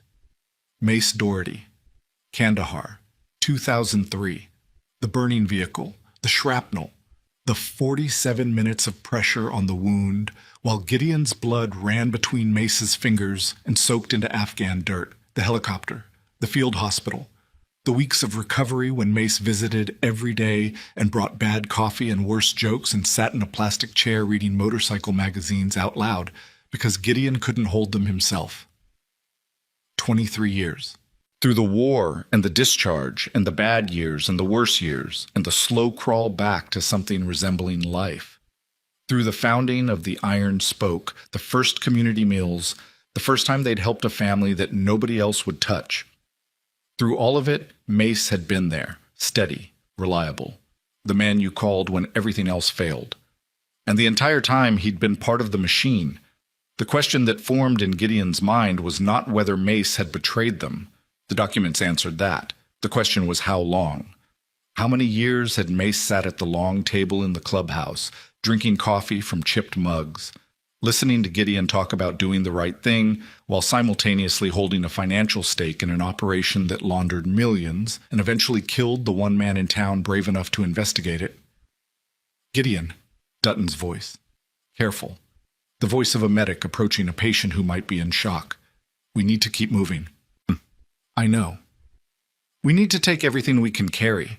The laptop, the drives, the key files. We leave the boxes. Too much to transport. But we take anything digital and anything that names names. I know. And we need to figure out where they've taken the girl. Gideon raised his head, opened his eyes, looked at Dutton and saw his own devastation mirrored back. Controlled, compartmentalized, but visible in the lines around his eyes and the set of his jaw. Mace will know, Gideon said. You want to go to Mace? I want to go through Mace. The distinction was important. Going to someone implies conversation. Going through someone implies something else entirely. Gideon, he knows where she is. He's part of the network. He either told them to take her or he knows who did. Either way, he has information we need and I'm going to get it. Kell stepped forward. If you confront Mace and he's connected to Shale and Croy, he calls them. We lose the element of surprise. We lost the element of surprise when they kicked through my door and took a 16-year-old girl. There's no surprise left to lose. There's strategy. Strategy is for people who have time. Ren doesn't have time. Every hour she's with them is an hour they can decide she's more useful as a body than a hostage. We go to Mace. Tonight. Now. Kell looked at Dutton. Dutton looked at the floor. The fluorescent light buzzed overhead. Indifferent. Constant, illuminating a room full of dead man's desperate work and 3 living men trying to decide how to honor it without getting killed. I know where Mace stays, on nights he's not at the clubhouse, Dutton said finally. His sister's place on Carroll Road. Old farmhouse set back from the road. No neighbors for half a mile. That's where we go. They worked quickly. Gideon took the laptop, the portable hard drive, all the USB drives. Dutton grabbed the codex file and the federal contacts file. Kell photographed every page of the Ridgeline Holdings documents with his phone, then took the originals. They sealed the bunker, replaced the hatch cover, scattered leaves to obscure their passage. The ride to Carroll Road took 22 minutes. The sky had shifted from black to the deep blue gray that precedes dawn, and in that transitional light, the landscape looked like a photograph taken by someone who had given up on color. Gray trees, gray road. Gray fields stretching toward gray mountains where the first thin light was trying and failing to break through. Mace's sister's farmhouse sat at the end of a long gravel drive flanked by bare elms. A porch light was on, the yellow insect-stained kind that makes everything beneath it look sickly. Mace's fat boy was parked beside the porch steps, still warm. Gideon could see the heat shimmer rising from the engine in the cold air. He'd been riding recently, at 3 a.m. Gideon dismounted, walked up the porch steps. The wood creaked under his boots, old boards soft with rot, the sound of a house that had been neglected for years. He didn't knock. He tried the handle. Unlocked. The door swung open into a kitchen that smelled like stale beer and cold grease. A single lamp was on in the adjacent room. A living room, small, cluttered with the evidence of a life that had stopped being maintained some time ago. Newspapers on the floor, dishes in the sink. An ashtray on the coffee table overflowing with cigarette butts, the top one still trailing a thin line of smoke toward the ceiling. Mace was sitting in a recliner facing the door. He was dressed, boots on, jacket on. Not the look of a man who had been sleeping, the look of a man who had been sitting in the dark waiting for something he knew was coming. His eyes found Gideon's across the dim room, and in that moment, in the fraction of a second before either of them spoke, Gideon saw everything he needed to see. The guilt, the exhaustion, the resignation of a man who had been carrying a double life for so long that the weight had compressed him into something smaller and harder and infinitely more tired than the person Gideon remembered. "You found Mercer's bunker," Mace said. Not a question. Gideon walked into the room. Dutton and Kell came in behind him and took positions without being told. Dutton near the back door, Kell by the window. Not threatening, covering. The geometry of men who understood that conversations like this sometimes changed direction without warning. "Ridgeline Holdings," Gideon said. Mace closed his eyes. A muscle in his jaw jumped twice. "Yeah." 7 years? 7 years and 4 months. You helped them launder money through county contracts, through Croy's businesses, through the storage facility you co-owned.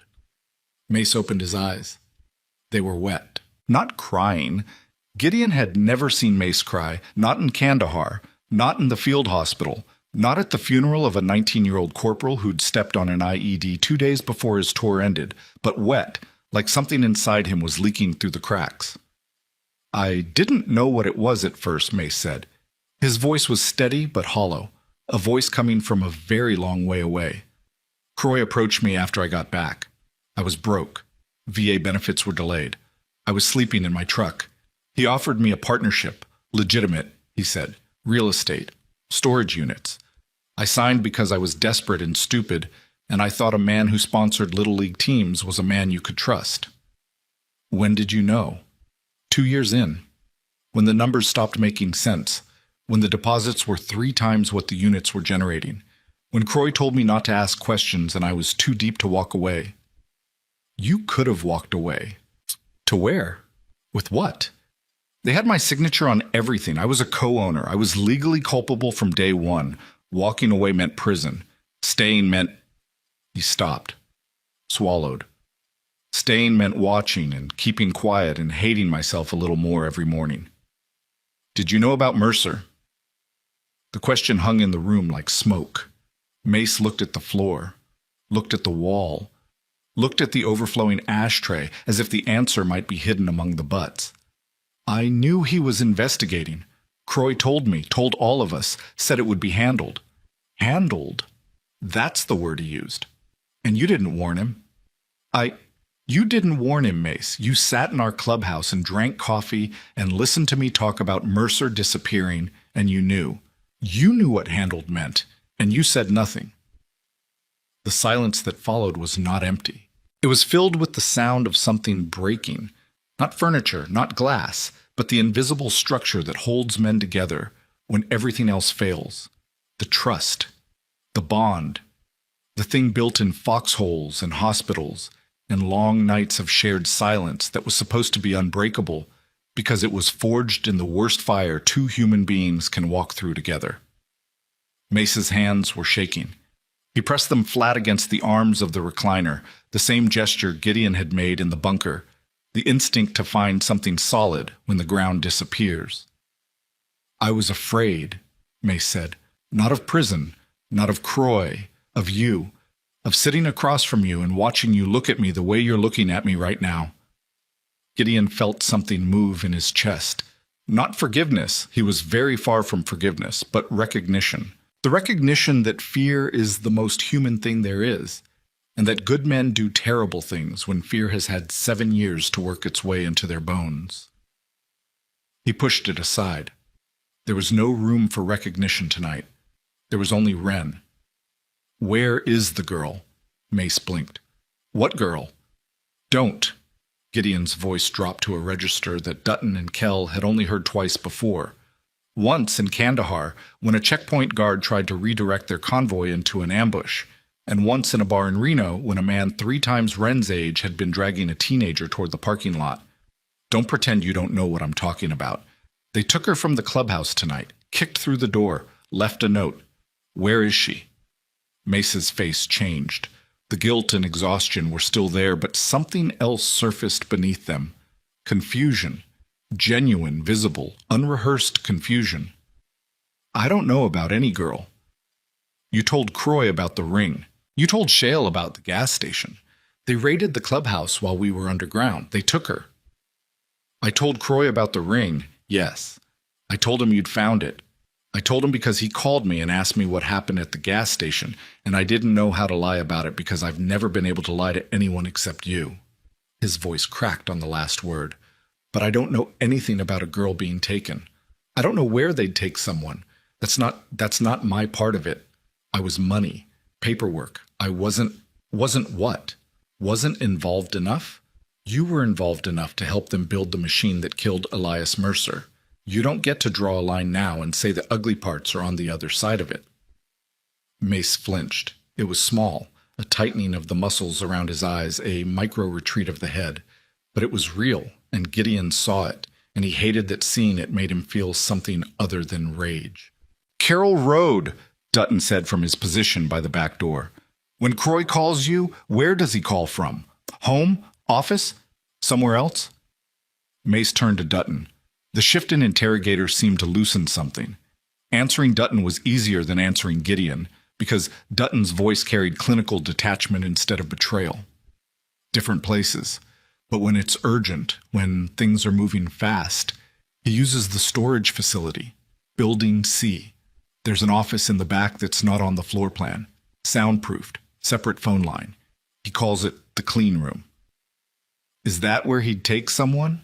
Mace hesitated, then nodded slowly. "If he needed someone off the grid, yeah, Building C. It's isolated. The back half of the facility is fenced separately. Private security cameras. How many men?" 2, sometimes 3. Private contractors, not local. Croy brings them in from the city. Armed? Always. Gideon looked at Dutton. Dutton looked at Kell. The conversation happened in silence, the language of men who have planned operations under worse conditions with less information and higher stakes. "We need more people," Kell said. 3 of us against armed contractors in a secured facility. 4. Mace's voice, quiet, rough. Everyone turned. He was standing now out of the recliner, his hands still trembling, but his shoulders set in the posture Gideon recognized from 23 years of watching this man prepare to do something difficult. 4 of you. I'll take you in. I know the codes. I know the layout. I know where the cameras are and where they aren't." "You think we trust you now?" Kell said. "No heat, just a question." "No. I think you need me, and I think I owe a debt that I can't pay with words. I owe it with my body, between them and that girl. That's where I belong. That's the only place I've got left." Gideon stared at the man who had saved his life in a burning vehicle and then betrayed everything that life had been built on. The man who had carried him and lied to him and loved him and failed him in equal measure simultaneously for 7 years. He didn't forgive him. Forgiveness would come later, or it wouldn't come at all, and either outcome was acceptable because Gideon had learned a long time ago that you don't need to forgive a man to fight beside him. You just need to know which direction he's pointing, and right now Mace Doherty was pointing at Building C of a storage facility where a 16-year-old girl was being held by armed men behind a fence, and that was enough. "You go first," Gideon said. "You open the doors. You disarm the cameras. And if at any point I think you're leading us into something, if I see your hand move toward a phone, if I hear a word come out of your mouth that I don't like, I will put you on the ground and leave you there. Are we clear?" "Clear." "Then let's go get her." They moved toward the door. Dawn was breaking, a thin, cold, reluctant dawn, the light seeping through the clouds like something that didn't want to see what was about to happen. Gideon's phone buzzed in his pocket. He pulled it out. A new message. Not the unknown number this time. A number he recognized. Deputy Cole Shale's personal cell. The one he used for town council business. The one listed on the department's public website. No effort to hide. No burner.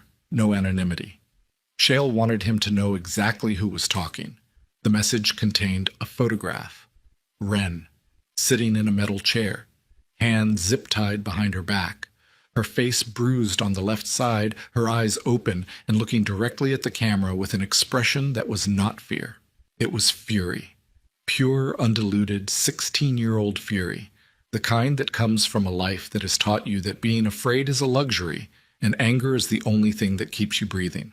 Below the photograph, 2 lines of text. Sunrise. Storage facility.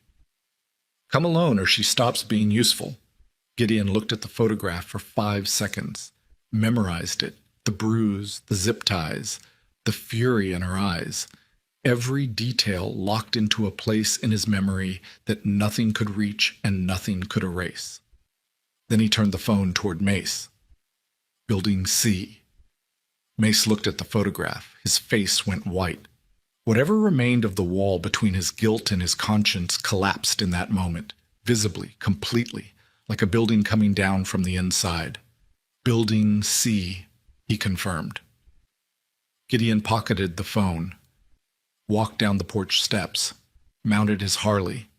The engine roared to life beneath him, and in that sound, in the deep, furious, mechanical scream of a machine built to move fast and hit hard, he heard the only truth that mattered anymore.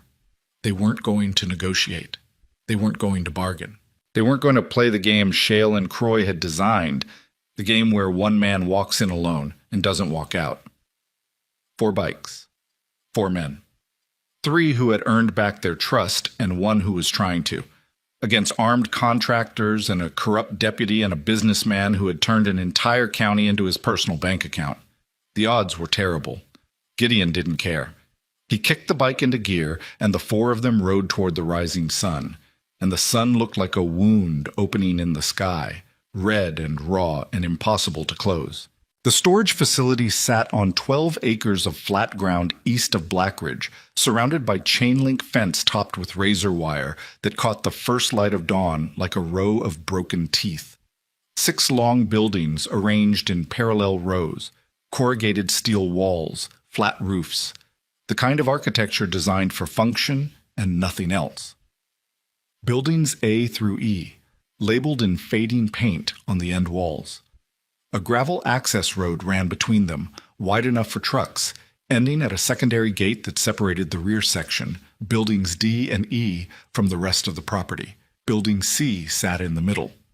From the road, it looked identical to the others. But Mace had spent the last 10 minutes describing what made it different. His voice low and rapid, the voice of a man trying to empty himself of everything he knew before his courage ran out. The front half is standard units, padlocked, tenants with rental agreements. Normal? The back half is walled off internally. You can't see it from the corridor. There's a steel fire door at the halfway point, keypad access, same code as the perimeter gate. Behind that door, it's Croy's. Office, the clean room, a loading bay that connects to the rear lot. The cameras cover the front entrance, the corridor, and the rear gate. Nothing inside the clean room itself. Croy doesn't want footage of what happens in there. Security? Kel asked. 2 men minimum. Rotating. They park a black SUV at the rear gate. Ex-military types, private contractor firm out of Richmond. They carry sidearms. I've seen long guns in the vehicle, but never out. Shift change. 6 a.m. and 6 p.m. If Shale's running this personally, there could be more. They were parked a quarter-mile north, behind an abandoned lumber yard whose chain-link fence had been peeled back by weather and neglect. The 4 bikes sat in a row under a sagging carport, engines ticking as they cooled. The sky was shifting from deep red to pale gray, the color of dishwater, the color of a day that hadn't decided yet whether it wanted to exist. Gideon checked his phone. 5:22 a.m. Shale's message had said sunrise. That gave them maybe 30 minutes before whatever Shale had planned would begin. The message said come alone, Dutton said. He's expecting one man walking through the front door He's expecting me to be stupid, Gideon said. He's expecting grief and panic and a man who doesn't think clearly when a kid's life is on the line. Is he wrong? Gideon looked at Dutton. The question was legitimate. Dutton wasn't challenging him, he was calibrating, checking the instrument before the operation. The medic's instinct: assess the patient's state before you cut. He's wrong, Gideon said. I'm angry, but I'm not stupid, and I'm not alone. He laid it out, simple, direct, the kind of plan that works precisely because it doesn't try to be clever.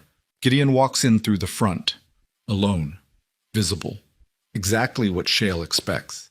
He carries nothing except the sheriff's ring, the thing they want, the thing they've been willing to kill for.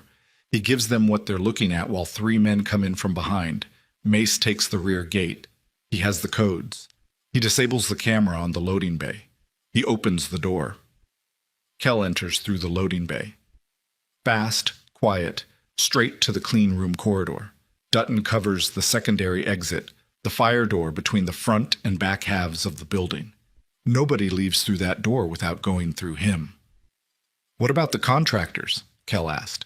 Mace handles them. Every head turned to Mace. He was standing slightly apart from the other 3, the physical distance a mirror of something larger. His face was gray in the dawn light. He hadn't spoken in several minutes, and the silence around him had the quality of a man standing on a ledge. Still, focused, aware of the drop. How? Kel asked. I know them, Mace said. Briggs and Yun. They've been on Croy's payroll for 3 years. They know me. They trust me. If I show up at the rear gate alone, they'll open it. They won't expect... Won't expect what? Mace looked at Gideon. In his eyes, something that had been drowning for 7 years finally broke the surface. They won't expect me to choose a side. Nobody responded. There was nothing to say.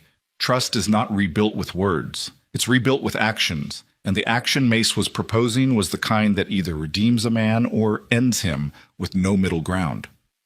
5:38, Gideon said. We move. They left the bikes at the lumberyard, too loud, too visible. The quarter-mile to the storage facility was covered on foot, 4 men moving through the gray morning like shadows that had detached from their owners. The air smelled like wet gravel and diesel and the faint chemical tang of the nearby water treatment plant. A crow called from a power line. Nothing else moved. Mace split off first. He circled wide, approaching the rear of the property from the east, using the tree line along the drainage ditch as cover. Gideon watched him go, the thick silhouette moving through the gray light, the familiar gait, the slight hitch in his left knee from an old injury that the VA had never properly treated. For a moment, Gideon saw the man who had carried him out of a burning vehicle, and the weight of that memory was almost unbearable. Then Mace was gone, absorbed into the landscape, and Gideon turned toward the front gate. Kel moved south, paralleling the fence, heading for the point where the rear lot met the loading bay. Dutton positioned himself near the east wall of Building C, out of the camera's angle, close to the fire door that separated the two halves of the structure. Gideon walked alone down the gravel access road. The front gate was open, not unlocked. Open. Swung wide, the chain that normally secured it hanging loose, an invitation. Shale wanted him to come in. Shale wanted this to be easy. Easy was never good. He walked through the gate. The gravel crunched under his boots, loud in the morning stillness, each step announcing his presence like a drumbeat. Building C was straight ahead, its roll-up doors closed, its entrance a single personnel door with a keypad that Gideon didn't need because the door was propped open with a cinder block. "Come in. Sit down. Let's talk about the ring." He pushed the door open with his fingertips and stepped inside. The front corridor of Building C was exactly what a storage facility corridor should be. Long, narrow, fluorescent lit, lined with numbered roll-up doors on both sides. The floor was polished concrete that reflected the overhead lights in long streaks. The air was cool and carried the institutional smell of climate-controlled storage. No personality, no life, just maintained temperature and silence. Gideon walked. His boots echoed. The sound bounced off the metal doors and came back to him distorted, multiplied, as if he were being followed by versions of himself he couldn't see. The fire door was at the midpoint of the building. Heavy steel, painted gray, with a keypad lock and a small window of reinforced glass. Through the glass, Gideon could see the back corridor. Same layout, same fluorescent lights, but the doors on this side were different. No numbers, no padlocks. Solid steel with industrial hardware. The keypad beeped. The door unlocked with a mechanical clank. Someone on the other side had buzzed him through. He pushed through the fire door and heard it lock behind him with a sound that traveled up his spine like voltage. The back corridor was shorter. 4 doors, 2 on each side. At the end, an open doorway leading into a room lit with the harsh white glare of work lights, the kind contractors use on construction sites, portable, merciless, designed to eliminate every shadow. Deputy Cole Shale was standing in the doorway. He was tall, taller than Gideon remembered, or maybe it was the light adding inches. Early 40s, lean, with the angular face of a man who had grown up being told he was smart and had spent his adult life proving it in ways that weren't always legal. He wore his uniform, pressed, creased, badge polished, the costume of legitimacy that he'd been hiding behind since the day Mercer stopped being a problem. Gideon. He said the name the way you'd say the name of a dog that had finally come when called. Patient, slightly amused. "You came alone. You told me to." "I did. I'm impressed. I wasn't sure you'd listen." "I'm a good listener. Where's the girl?" Shale stepped aside. Behind him, the clean room was exactly what Mace had described. A space that shouldn't exist inside a storage facility. Drywall, acoustic panels, a desk, filing cabinets. And in the corner, sitting in a metal folding chair with her hands zip-tied behind the backrest, was Wren. The bruise on her face was worse than the photograph. It had spread from her cheekbone to the corner of her eye, a dark purple bloom that made the rest of her skin look paper white. Her hair was loose, hanging in her face, and through the strands, Gideon could see her eyes, awake, alert, tracking his movements the way she tracked everything, the way a person who has survived by paying attention never stops paying attention even when paying attention is all they have left. She didn't speak, didn't call out, didn't cry. She looked at Gideon and held his gaze, and in that look was something that hit him harder than the bruise, harder than the zip ties, harder than the locked door behind him. She wasn't surprised. She had expected to be taken, had expected to be hit, had expected that the brief moment of safety behind a deadbolt in a biker's back room was temporary because everything in her life had been temporary, and trusting otherwise was a mistake she had stopped making years ago. That look broke something inside Gideon that he hadn't known was still intact. "The ring," Shale said. "Put it on the desk." Gideon reached into his pocket, pulled out the ring, held it up. The silver caught the work lights and threw reflections across the ceiling, tiny stars in a windowless room. First, she walks out. That's not how this works. "Tell me how it works." Shale smiled. It was the smile of a man who has rehearsed a conversation and is pleased that the other person is following the script. You give me the ring. You give me whatever you took from under the gas station, the laptop, the drives, the files, all of it.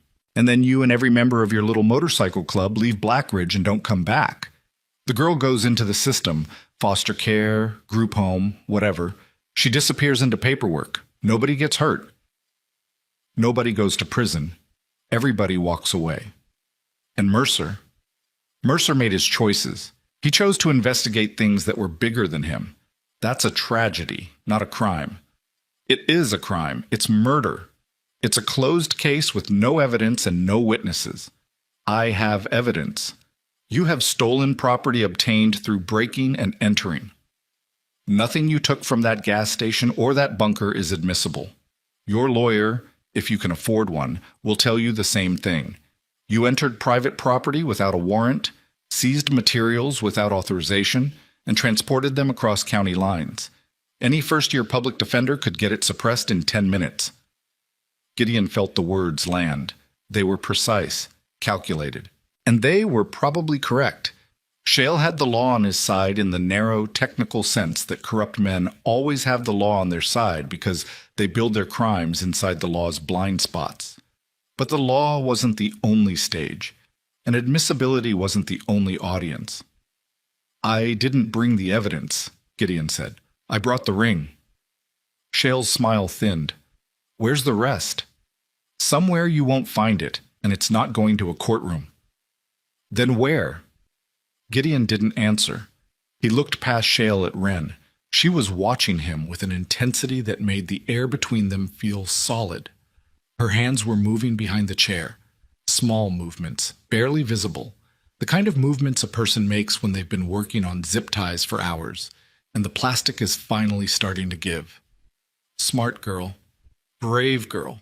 Stupid brave girl who collected scrap metal and survived on the street and noticed cameras that nobody else noticed and had been quietly freeing herself while two men talked about her like she was a piece on a board.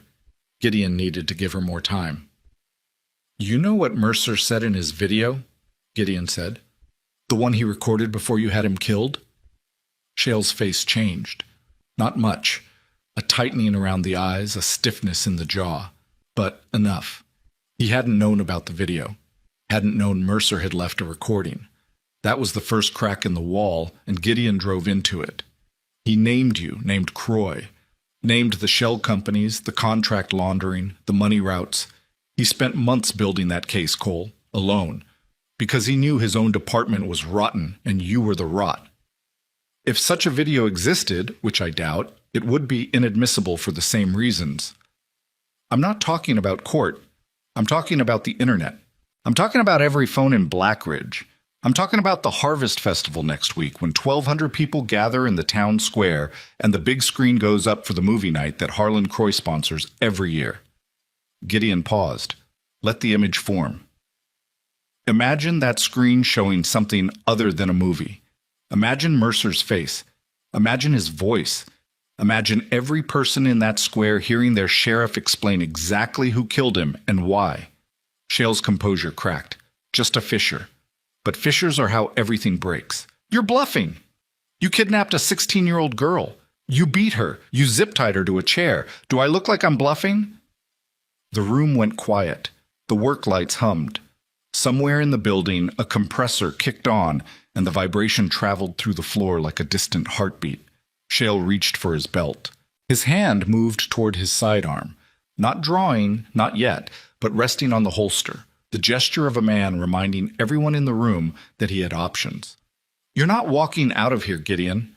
I'm not the one who needs to walk out. Shale's brow creased. The sentence didn't make sense to him yet. Gideon could see him processing it. Turning it over, looking for the trick. Behind Shale, behind the desk. Behind the filing cabinets. The loading bay door at the rear of the clean room moved. Not opened, moved. A quarter inch, silently. The kind of movement that only happens when someone on the other side is testing the mechanism before committing. Mace had done his job. Gideon kept his eyes on Shale, kept his face neutral, kept talking. The ring isn't the evidence, Cole. The ring was the map.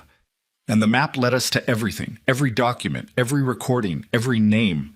And right now, tonight, copies of all of it are sitting in the hands of people who aren't in Blackridge and aren't under your control and don't give a damn about your admissibility arguments. This was a lie. The evidence was still in Gideon's jacket, still in the lumberyard, still with the bikes. But lies told to men who hurt children are not lies. They are tools.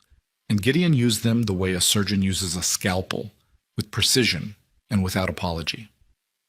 Shale's hand tightened on his holster. Who? Federal contacts. Mercer had them. Names, numbers, direct lines. You didn't know about those either, did you?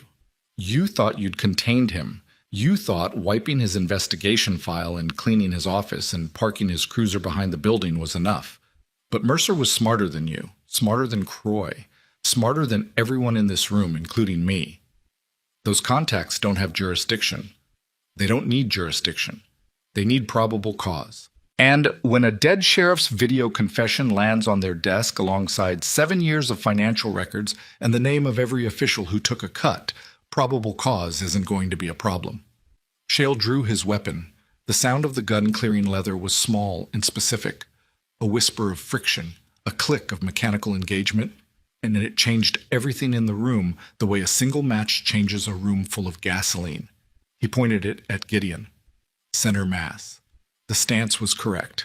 Feet apart, weight balanced, the posture of a man who had been trained and who had practiced and who was not shaking even slightly. Sit down, Shale said. No. I said sit down. And I said no. Shoot me if you want. Put a bullet in an unarmed man in a room with a teenage witness while 3 of my brothers know exactly where I am. See how that plays in front of the federal contacts I just told you about. Shale's finger was on the trigger guard. Not the trigger, the guard. The difference between those two positions was about a 1/4 inch and about a lifetime of consequences. And Gideon watched that finger the way you watch a snake deciding whether to strike. There's no one else here, Shale said. You came alone. The loading bay door opened. Not slowly, not tentatively. It rolled upward in one clean motion. The mechanism engaged from outside, flooding the rear of the clean room with gray morning light and cold air, and the silhouette of Kel Brannigan standing in the opening with a tire iron in his right hand and nothing on his face that resembled mercy. Shale spun. The gun swung toward the loading bay. Gideon moved. He covered the distance in 2 strides. His left hand closed around Shale's wrist, the gun hand, and twisted inward, the direction the human wrist doesn't want to go, the direction that causes the fingers to open involuntarily because the tendons are designed to release under torsion, not hold. The gun clattered to the concrete floor, and Gideon kicked it sideways, and it spun across the room and disappeared under the desk. Shale threw an elbow. It connected with Gideon's jaw, hard, accurate. The blow of a man who knew how to fight and was scared enough to fight well. Gideon tasted copper. His vision flickered. He held on. They went to the ground. Shale was younger, faster, more recently trained. Gideon was heavier, angrier, and had spent 26 years learning that the man who wins a fight isn't the man who hits hardest, but the man who refuses to let go. He got an arm around Shale's neck. Not a choke. A hold controlling the head, which controls the body, which controls the fight. Shale thrashed, drove his heel into Gideon's shin, clawed at the arm around his throat. Gideon held. His shoulders screamed. His ribs ached where the elbow had landed. Blood from his split lip dripped onto Shale's collar, dark spots on pressed khaki. Kel was across the room in 3 steps. He grabbed Shale's legs and pinned them. The thrashing stopped, not because Shale wanted it to, but because of the physics of being restrained by 2 men with combined weight of over 400 pounds doesn't leave room for resistance. Zip ties, Gideon said through his teeth. His belt. Kel pulled Shale's own cuffs from his duty belt and locked them around his wrists with a sound that was mechanical and final and deeply satisfying. Gideon released the hold, rolled sideways, lay on the concrete for 3 seconds, breathing, tasting blood, feeling his heartbeat in his jaw where the elbow had landed. Then he got up. Wren was standing. The zip tie that had bound her hands was on the floor in 2 pieces. She'd worked through it, or broken it, or found something sharp enough to cut it while everyone was focused on the fight. She was rubbing her wrists, the skin raw and red, and she was looking at Gideon with an expression that contained so many things at once: relief, anger, gratitude, defiance, that no single word could capture it. "You okay?" Gideon asked. "I've been worse." The answer was heartbreaking because it was true. Mace appeared in the loading bay doorway. Behind him, visible in the morning light, two men were sitting on the gravel with their hands behind their heads. Briggs and Yun, the contractors, disarmed and compliant. Mace's knuckles were split on his right hand. He didn't explain, and nobody asked. Dutton came through the fire door from the front corridor, moving fast. "We've got a problem. Croy's coming. I saw headlights on the access road. 2 vehicles moving fast." Gideon wiped the blood from his lip with the back of his hand, looked at Shale on the floor, looked at Wren standing free, looked at the loading bay door, the gray morning, the gravel lot where 2 disarmed contractors sat in the cold. "How long?" 3 minutes, maybe less." "Is it just Croy?" 2 vehicles. Could be anyone." Gideon's mind moved fast. 3 minutes. 2 incoming vehicles. Unknown occupants. A restrained deputy on the floor, 2 disarmed contractors outside, and a 16-year-old girl with bruises on her face standing in a room that contained enough evidence to destroy a network, but not enough time to transport it anywhere safe.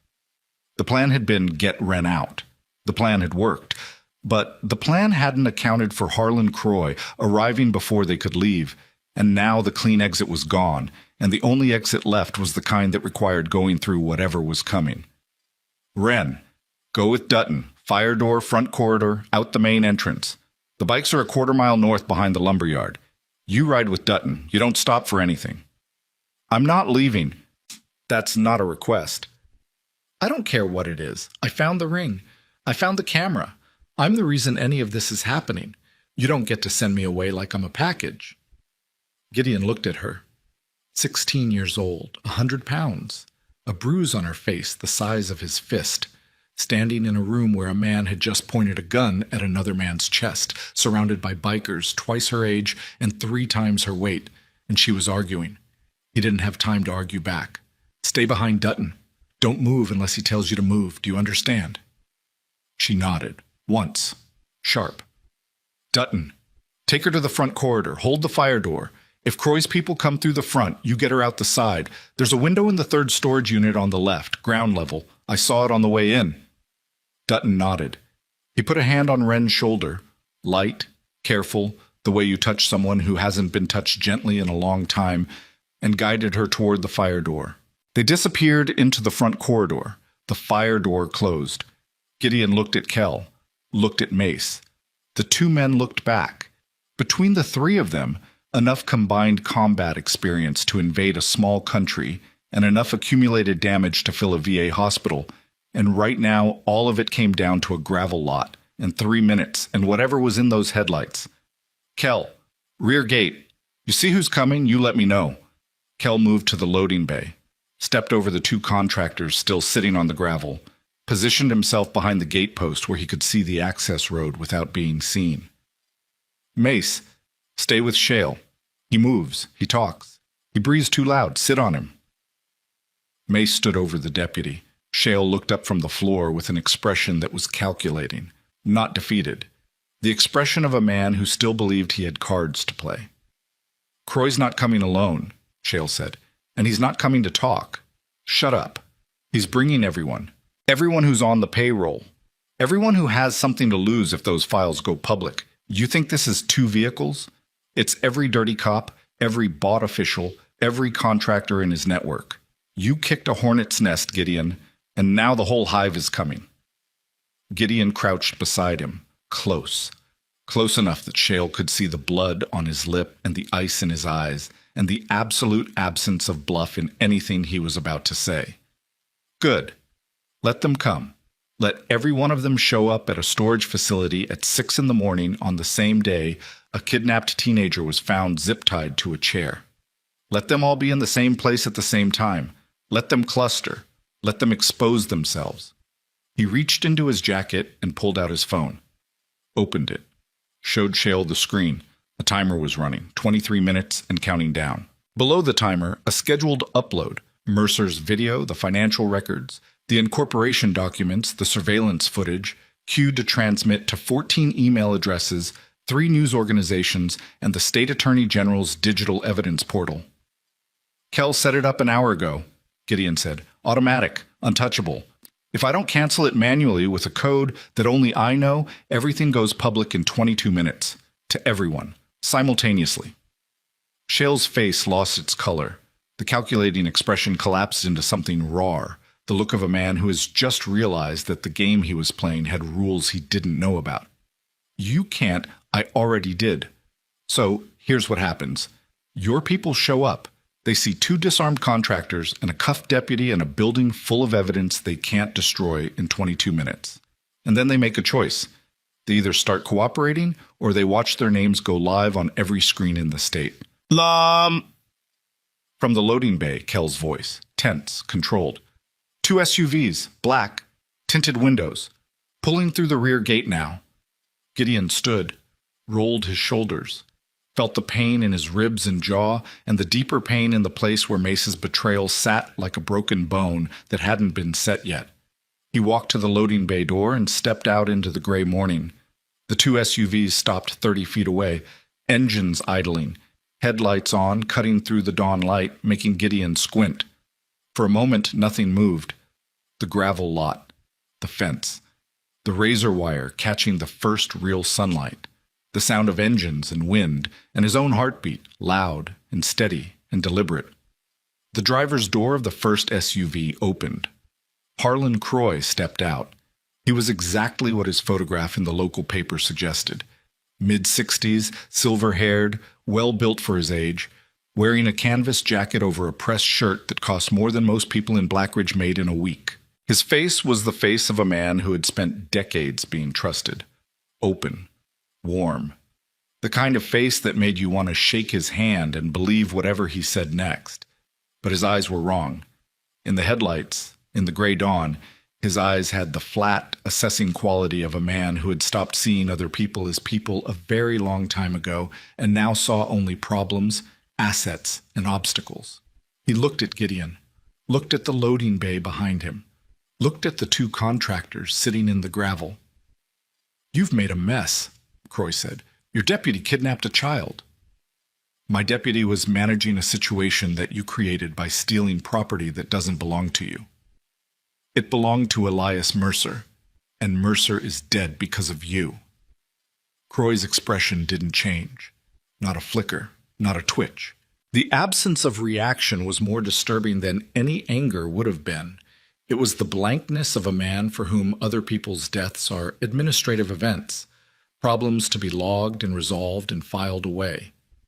Mercer was a public servant who exceeded his mandate and suffered the consequences of poor judgment, Croy said. That's not murder. That's natural selection. Gideon felt the words hit him like shrapnel, not because they were persuasive, but because they were genuine. Croy believed what he was saying, believed it the way powerful men believe that the world belongs to them and everyone else is just renting space. Doors opened on both SUVs. Men stepped out. 4, 5, 6. Gideon counted them as they emerged into the headlights, some in uniforms, some in plain clothes, some with badges visible, some without. The dirty cops, the bought officials, the network that Mercer had spent months mapping and that was now standing in a gravel parking lot at sunrise because a biker with a dead man's ring had forced them out of their shadows and into the light. Gideon pulled out his phone, held it up so Croy could see the screen. 17 minutes, he said. In 17 minutes, every piece of evidence Elias Mercer collected goes to the State Attorney General, 3 news desks, and 14 other addresses that I chose specifically because they can't be bought, threatened, or silenced. Croy looked at the phone. His expression shifted for the first time, a micro-movement, almost imperceptible, the slight tightening of the muscles around his mouth that comes when a man who controls everything encounters the one thing he can't. "You can stop it," Croy said. Not asking, telling. "I can, if the girl walks free. If every man standing in this lot puts his hands where I can see them. And if someone tells me where Elias Mercer's body is, so his family can bury him with the dignity you stole. The gravel lot went silent. 7 men stood in the headlights. Inside the building, a deputy lay cuffed on the floor. At the rear gate, Kell stood with a tire iron. At the fire door, Dutton stood with a girl who had started all of this by picking up a ring in the mud. And Gideon stood in the middle of it, bleeding from the mouth, aching in every joint, holding a phone with a countdown timer that represented the only leverage he had against an entire corrupt system. 15 minutes. Croy smiled. It was a terrible smile, warm, practiced, the smile of a man who has talked his way out of rooms far more dangerous than this one. Let me tell you what's going to happen, Gideon. You're going to cancel that upload. You're going to hand over the ring, the drives, and every copy you've made. And then you're going to take your people and leave this county tonight. Because if you don't, if that evidence goes public, it won't just destroy me. It'll destroy Mace. His name is on every document, his signature, his accounts. He goes down with me, and you know it. The words landed in the space between them, and Gideon felt their weight because they were true. Mace was compromised. Mace was legally culpable.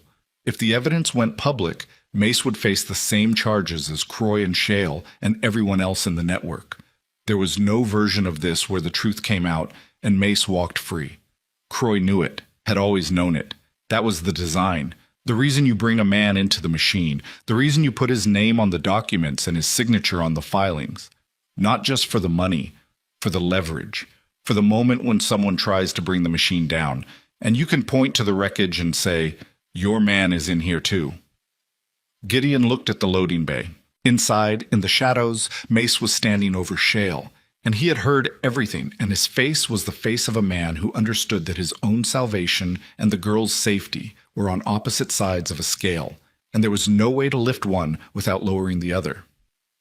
13 minutes. From inside the building, Mace's voice. Clear, steady. The voice of a man who has finally stopped running from the thing he's been running from for 7 years.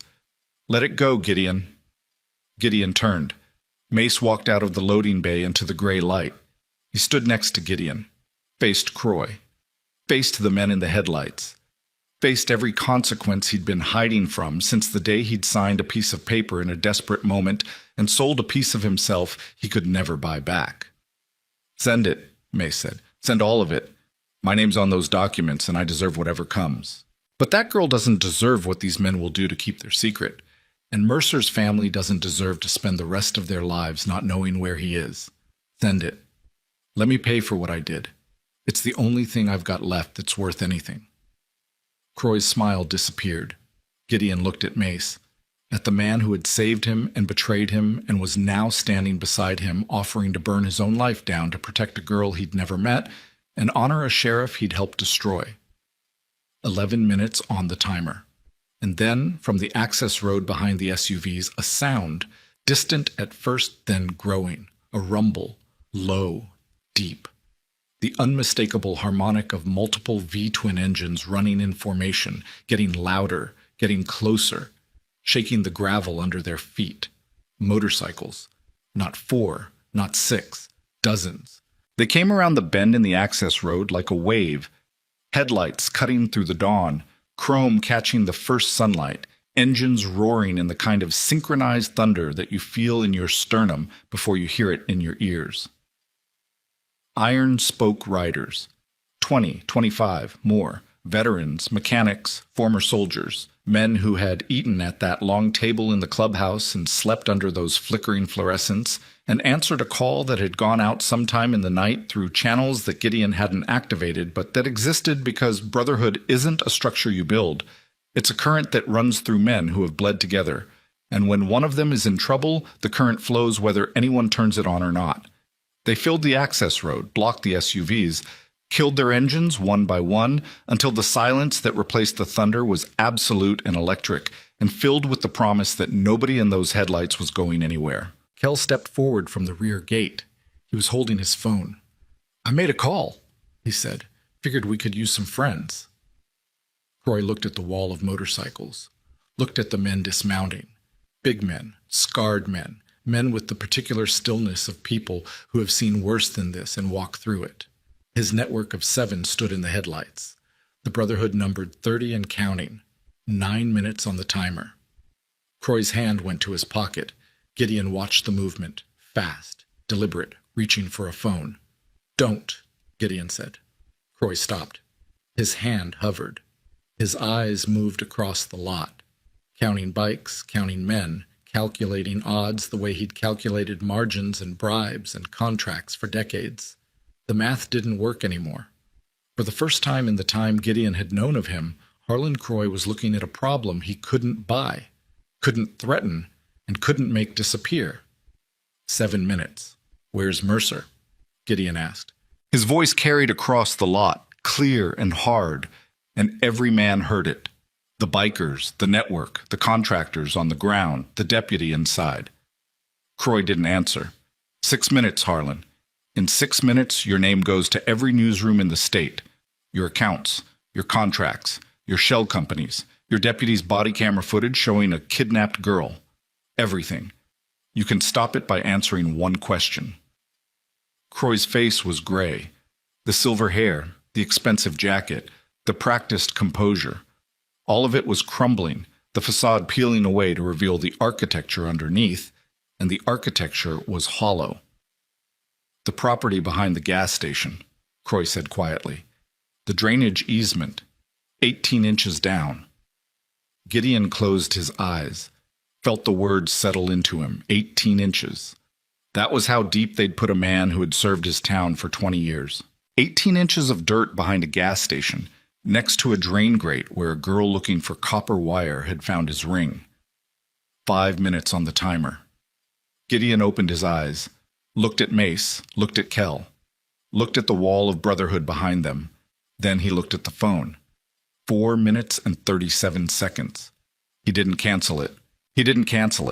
The timer hit 0 at 6:07 a.m. on a Thursday morning in October, and the silence that followed was the loudest thing Gideon had ever heard. No explosion, no alarm, no dramatic announcement, just a phone screen changing from a countdown to a confirmation message. Upload complete. And the knowledge that at that exact moment across the state, 14 email inboxes received attachments they hadn't asked for, 3 newsroom servers accepted file transfers from an anonymous source, and the state attorney general's digital evidence portal logged a submission that would take 17 analysts 3 weeks to fully process, but whose summary alone was enough to end careers, trigger indictments, and answer a question that an entire town had been afraid to ask. Where is Elias Mercer? Croy watched the timer reach 0. His face went through something. Not collapse, not surrender, but the slow structural failure of a man who has held a building together with willpower and leverage for decades and has just heard the foundation crack. His shoulders dropped. His jaw loosened. His eyes, which had been calculating even in the final seconds, went flat and still. "You've destroyed everything," he said. "No," Gideon said. "You destroyed everything 7 years ago. I just turned the lights on." The gravel lot held its silence for 3 more seconds. Then Croy sat down. Not on a chair, not on a vehicle, on the ground. He sat down on the cold gravel in his expensive jacket and pressed his palms against his knees and looked at nothing.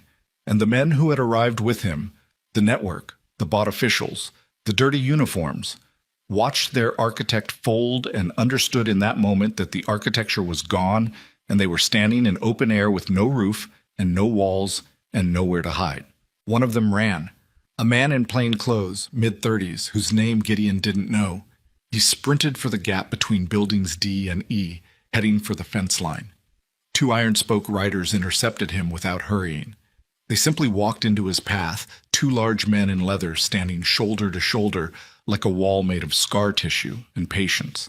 And the man stopped and put his hands up and stood there breathing hard while the morning light crept across the gravel and turned everything the color of ash. Nobody else ran. The math was clear.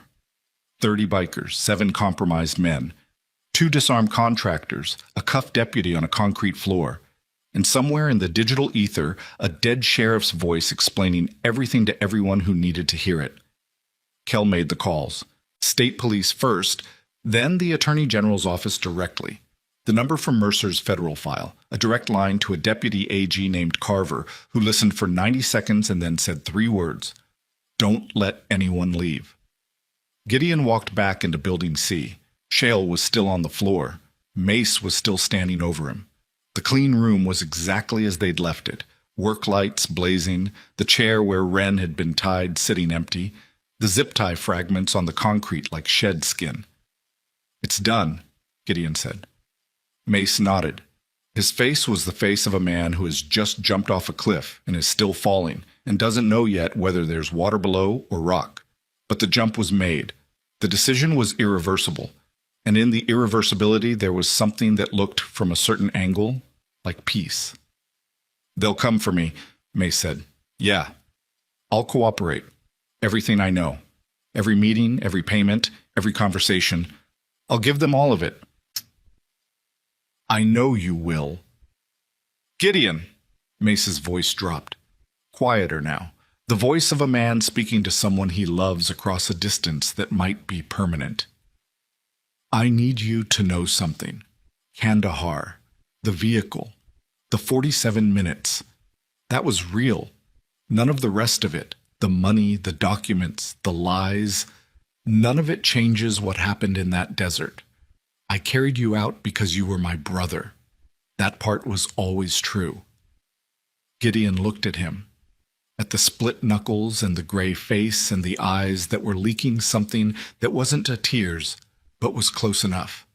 He wanted to say something adequate, something that matched the weight of 23 years of brotherhood and 7 years of betrayal and 1 night of redemption that might not be enough to balance any of it. What he said was, "I know." 2 words, insufficient, imprecise, but honest, which was the only currency that still had value in this room. The state police arrived at 7:22 a.m. 4 cruisers, no sirens, moving with the deliberate speed of an operation that had been authorized at a level above the local chain of command. They came through the front gate in a line and parked in formation across the access road. And the troopers who stepped out were not Blackridge officers, were not county deputies, were not anyone who had ever shaken Harlan Croy's hand at a town council meeting or cashed a check with his signature on it. They were clean. Gideon could see it in the way they moved, precise, methodical, following a protocol that didn't include looking the other way. They secured the lot, separated the individuals, began the process of documentation that would take weeks to complete and years to adjudicate. Croy was placed in the back of a cruiser. He didn't resist. He didn't speak. He stared straight ahead through the partition glass with the empty expression of a man who has already begun the mental process of calculating his legal options, which were diminishing by the minute. Shale was escorted out of Building C in handcuffs, his own, the ones Kell had locked around his wrists, and placed in a separate vehicle. As he passed Gideon, he stopped. The troopers allowed it. Maybe they wanted to see what would happen.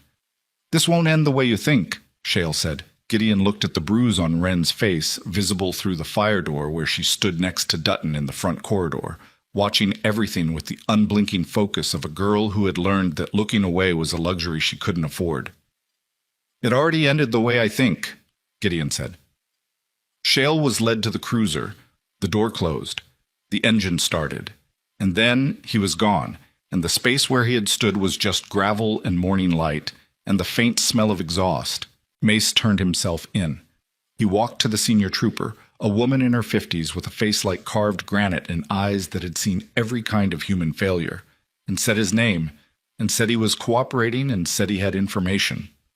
She nodded, cuffed him, not roughly, with the professional neutrality of a person doing a job that required restraining someone without comment. As the trooper led him toward a cruiser, Mace turned back one last time. His eyes found Gideon across the lot, 20 feet of gravel and cold air, and the wreckage of a brotherhood that would never be the same. He didn't say goodbye. He nodded. Once. The way soldiers nod when they're being separated by circumstances that are bigger than sentiment. And then he was in the cruiser and the door was closing, and Gideon was standing in the gravel watching the vehicle pull away. And the sound of the engine fading down the access road was the sound of something ending that had been ending for 7 years but had needed this morning to finally finish. Dutton walked over, stood next to Gideon, said nothing for a long time. The two of them watched the troopers work, photographs, evidence bags, measurements, the slow choreography of an investigation beginning at the beginning. "You okay?" Dutton asked. "No." "Yeah, me neither." They stood there until the sun cleared the tree line and the shadows shortened, and the gravel lot looked less like a battlefield and more like what it was, a storage facility on the east side of a small town where something terrible had been hidden, and something painful had been revealed, and the distance between those two things was measured in years and lives, and a silver ring that had traveled from a dead man's hand through a drainage channel to the palm of a girl who almost threw it away. The recovery team arrived at noon. Gideon didn't watch. He couldn't. He sat in the cab of Dutton's truck, parked across the road from the gas station on Route 9, engine off, windows up, and stared at the dashboard while a forensic unit with ground-penetrating radar and excavation equipment worked the drainage easement behind the building. Dutton sat beside him. Neither of them spoke. The silence was the kind that exists between two people who understand that some moments don't need words, and some pain doesn't need narration. At 2:47 p.m., a trooper walked across the road and knocked on the truck window. Gideon rolled it down. "We found him," the trooper said. 18 inches, like the man said. "We'll need formal identification from next of kin, but the personal effects are consistent. Shield, wallet, wedding band." The wedding band. Gideon hadn't thought about the wedding band. Mercer had worn 2 rings, the sheriff's family ring on his right hand and a plain gold wedding band on his left. The family ring had traveled through a drain and ended up in a girl's palm.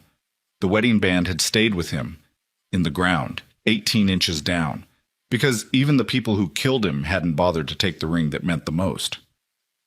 "His wife," Gideon said, "Diane Mercer. She lives on Prospect Street, 3rd house from the corner, white siding, green door. Oui? Someone should tell her before she sees it on the news." "I'll do it." He drove to Prospect Street alone, parked in front of the White House with the green door, sat in the truck for 4 minutes trying to find words for a conversation that no combination of words could make bearable. Diane Mercer opened the door before he knocked. She had seen the truck, had been watching the road probably, the way she'd been watching every road and every vehicle and every unfamiliar sound for 3 weeks, waiting for someone to come and tell her the things she already knew but needed to hear from a human voice before she could begin the process of surviving it. She was small, quiet.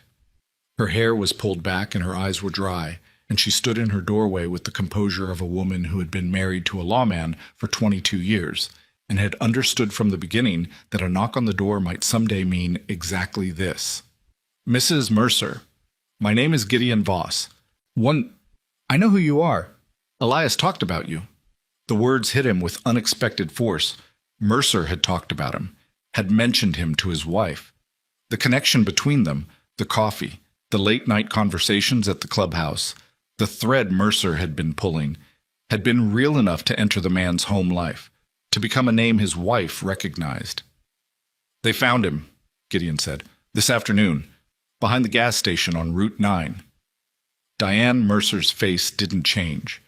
Her hands, resting at her sides, tightened once and then released. A breath went in. A breath came out. The machinery of grief engaging with the precision of something that had been assembled in advance and was now, finally, being turned on. "Was it Shale?" she asked. "Shale and Croy and others. They're in custody, all of them." She nodded, looked past Gideon at the street, the houses, the town that had let her husband disappear without answers. Then she looked back. "He said if something happened, you'd be the one to find out why. He said you were the kind of man who doesn't stop. He was the one who didn't stop. I just finished what he started." Her eyes filled, not spilling, filling, holding the weight of 3 weeks of not knowing and the first seconds of knowing and the long aftermath that would follow. "Thank you," she said. "Don't thank me. Thank a girl named Wren. She found his ring." Diane Mercer looked at him for a long moment. Then she stepped back and closed the door gently, and Gideon stood on the porch and listened to the sound of a woman beginning to grieve properly for the first time since her husband disappeared, and he let her have the privacy of that sound and walked back to the truck and drove away. The days that followed moved slowly, the way time moves after a storm, heavy, waterlogged, each hour carrying more weight than usual. The state attorney general held a press conference. The evidence was described in broad terms: financial fraud, public corruption, obstruction of justice, and the murder of a county sheriff. 9 individuals were indicted. Harlan Croy was charged with 14 counts, including conspiracy to commit murder, money laundering, and racketeering. Deputy Cole Shale was charged with murder in the first degree, kidnapping, obstruction, and abuse of office. The others, the bought officials, the contractors, the network, faced charges ranging from fraud to accessory after the fact. Mace Doherty was charged with conspiracy to commit money laundering and fraud. He pled guilty at his arraignment. His cooperation, full, detailed, holding nothing back, was noted by the prosecution and would be considered at sentencing. The deputy AG told the press that Mr. Doherty's assistance had been instrumental in corroborating the documentary evidence. Gideon didn't attend the arraignment. He sat in the clubhouse and drank coffee and looked at the empty chair where Mace used to sit and didn't know how to feel about anything, which was, in its own way, a kind of feeling. The Iron Spoke Clubhouse reopened its doors 3 days after the arrests. Tuesday night, soup and bread. The same deal as before. No questions, no paperwork, no judgment. But the room felt different. The people who came through the door looked at the bikers differently now. Not with suspicion or wariness, but with something quieter. Something that didn't have a name but expressed itself in nods and brief eye contact, and the occasional murmured thank you that the bikers accepted without ceremony. 22 people ate that first night, the most they'd ever served. Wren didn't leave. The morning after the arrests, a social worker from the county had arrived at the clubhouse with paperwork and a foster placement recommendation and the brisk, efficient manner of someone who processed children the way other people processed invoices, by number, by category, by available slot. Wren sat at the long table and listened to the social worker explain the options. Group home in Ridgemont, foster family in Cedar Falls, a youth program in the city that had an opening next month.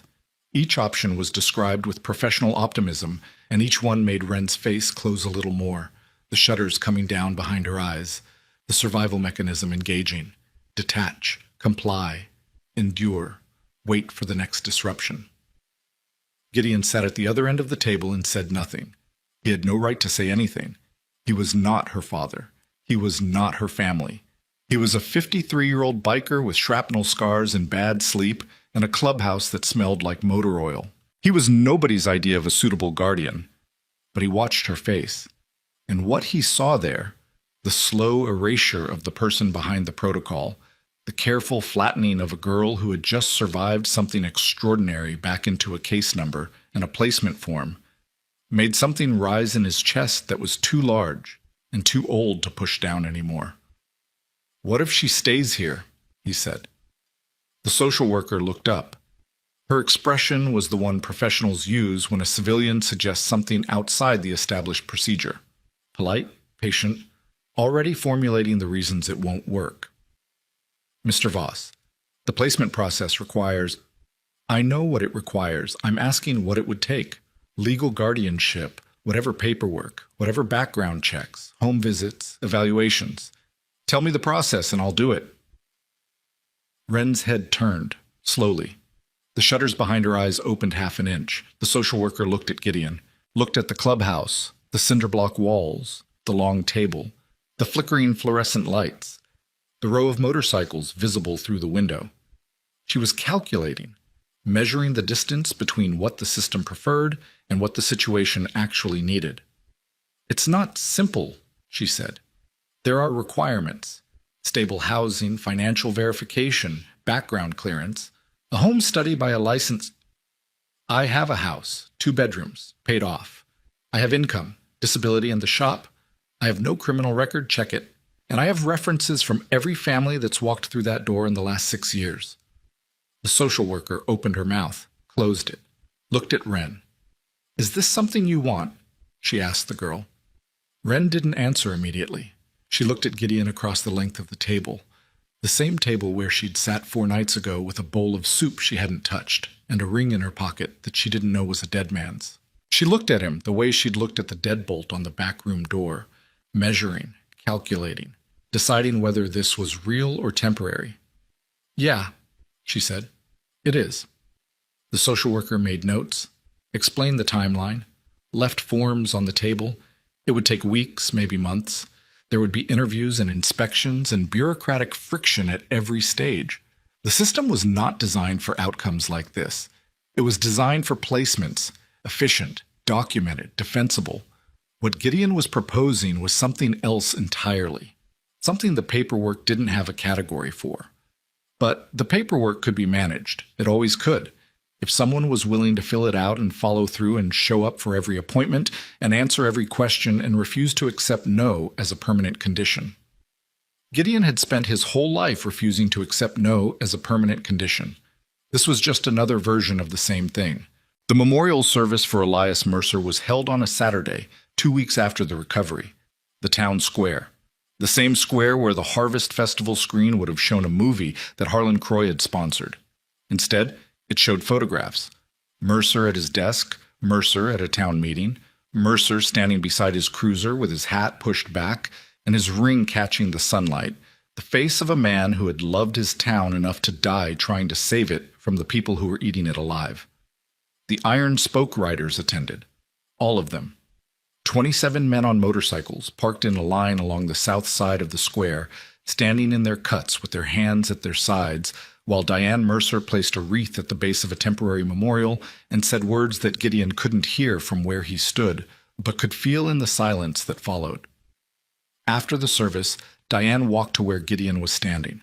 She was holding something, a small display case, velvet-lined, the kind you find at trophy shops. "For the memorial," she said. "When the town puts up the permanent one, I want it to be part of it." She opened the case. Inside, on a bed of dark velvet, was the sheriff's ring, polished, the engraving visible, the hidden compartment sealed shut, empty now, the micro-etched key in an evidence locker somewhere in the state capitol. "It should be seen," Diane said, "not locked in a box, not hidden in a file. People should see it and know that the truth survived because someone picked it up instead of throwing it away." Gideon took the case, held it carefully. The weight of the ring was familiar. He'd carried it in his pocket for days, had felt it pressing against his chest through the lining of his jacket, had held it in his palm in the dark clubhouse while a girl slept behind a deadbolt, and a dead man's last words echoed in his head. "I'll make sure it's there," he said. The guardianship was approved 6 weeks later. A judge in a courtroom that smelled like floor wax and old paper signed the order while Wren sat in a plastic chair wearing clothes that actually fit her for the first time in months, jeans and a flannel shirt that Dutton's wife had bought without being asked, because that's what people do when they understand that a family is being assembled, and the assembly requires more hands than the instructions suggest. Gideon sat next to her. He wore a collared shirt under his jacket, which was the most formal he'd been in a decade, and which Wren later told him made him look like a mechanic at a wedding, which was accurate enough that he laughed for the first time in longer than he could remember. The judge asked Wren if she understood the arrangement. She said yes. The judge asked Gideon if he understood the responsibilities. He said yes. The judge asked both of them if they entered into this voluntarily and without coercion, and they both said yes. And the judge signed the paper, and that was it.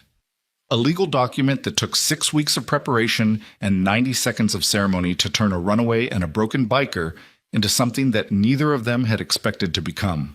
A family, small, imperfect, built from wreckage and coffee and a silver ring pulled from the mud behind a gas station. The permanent memorial was installed in the town square on the first day of December. A granite base, a bronze plaque, and behind glass, mounted on velvet, the sheriff's ring, polished, visible, the engraved family crest facing outward so that anyone who stopped to read the plaque could also see the ring and understand that truth doesn't disappear just because someone buries it. It waits, in the dirt, in the silence, in the places nobody thinks to look. It waits for the person who bends down and picks it up and carries it to someone who knows what it means. Gideon and Wren rode past the gas station on Route 9 on a Sunday afternoon in late November. The station was closed permanently. Yellow tape across the pumps, the canopy sagging, the mechanic bay standing open and empty, the camera above the personnel door removed, leaving a clean rectangle of unpainted metal where it had been. The drain grate where Wren had found the ring was still there, rusted, ordinary, unremarkable.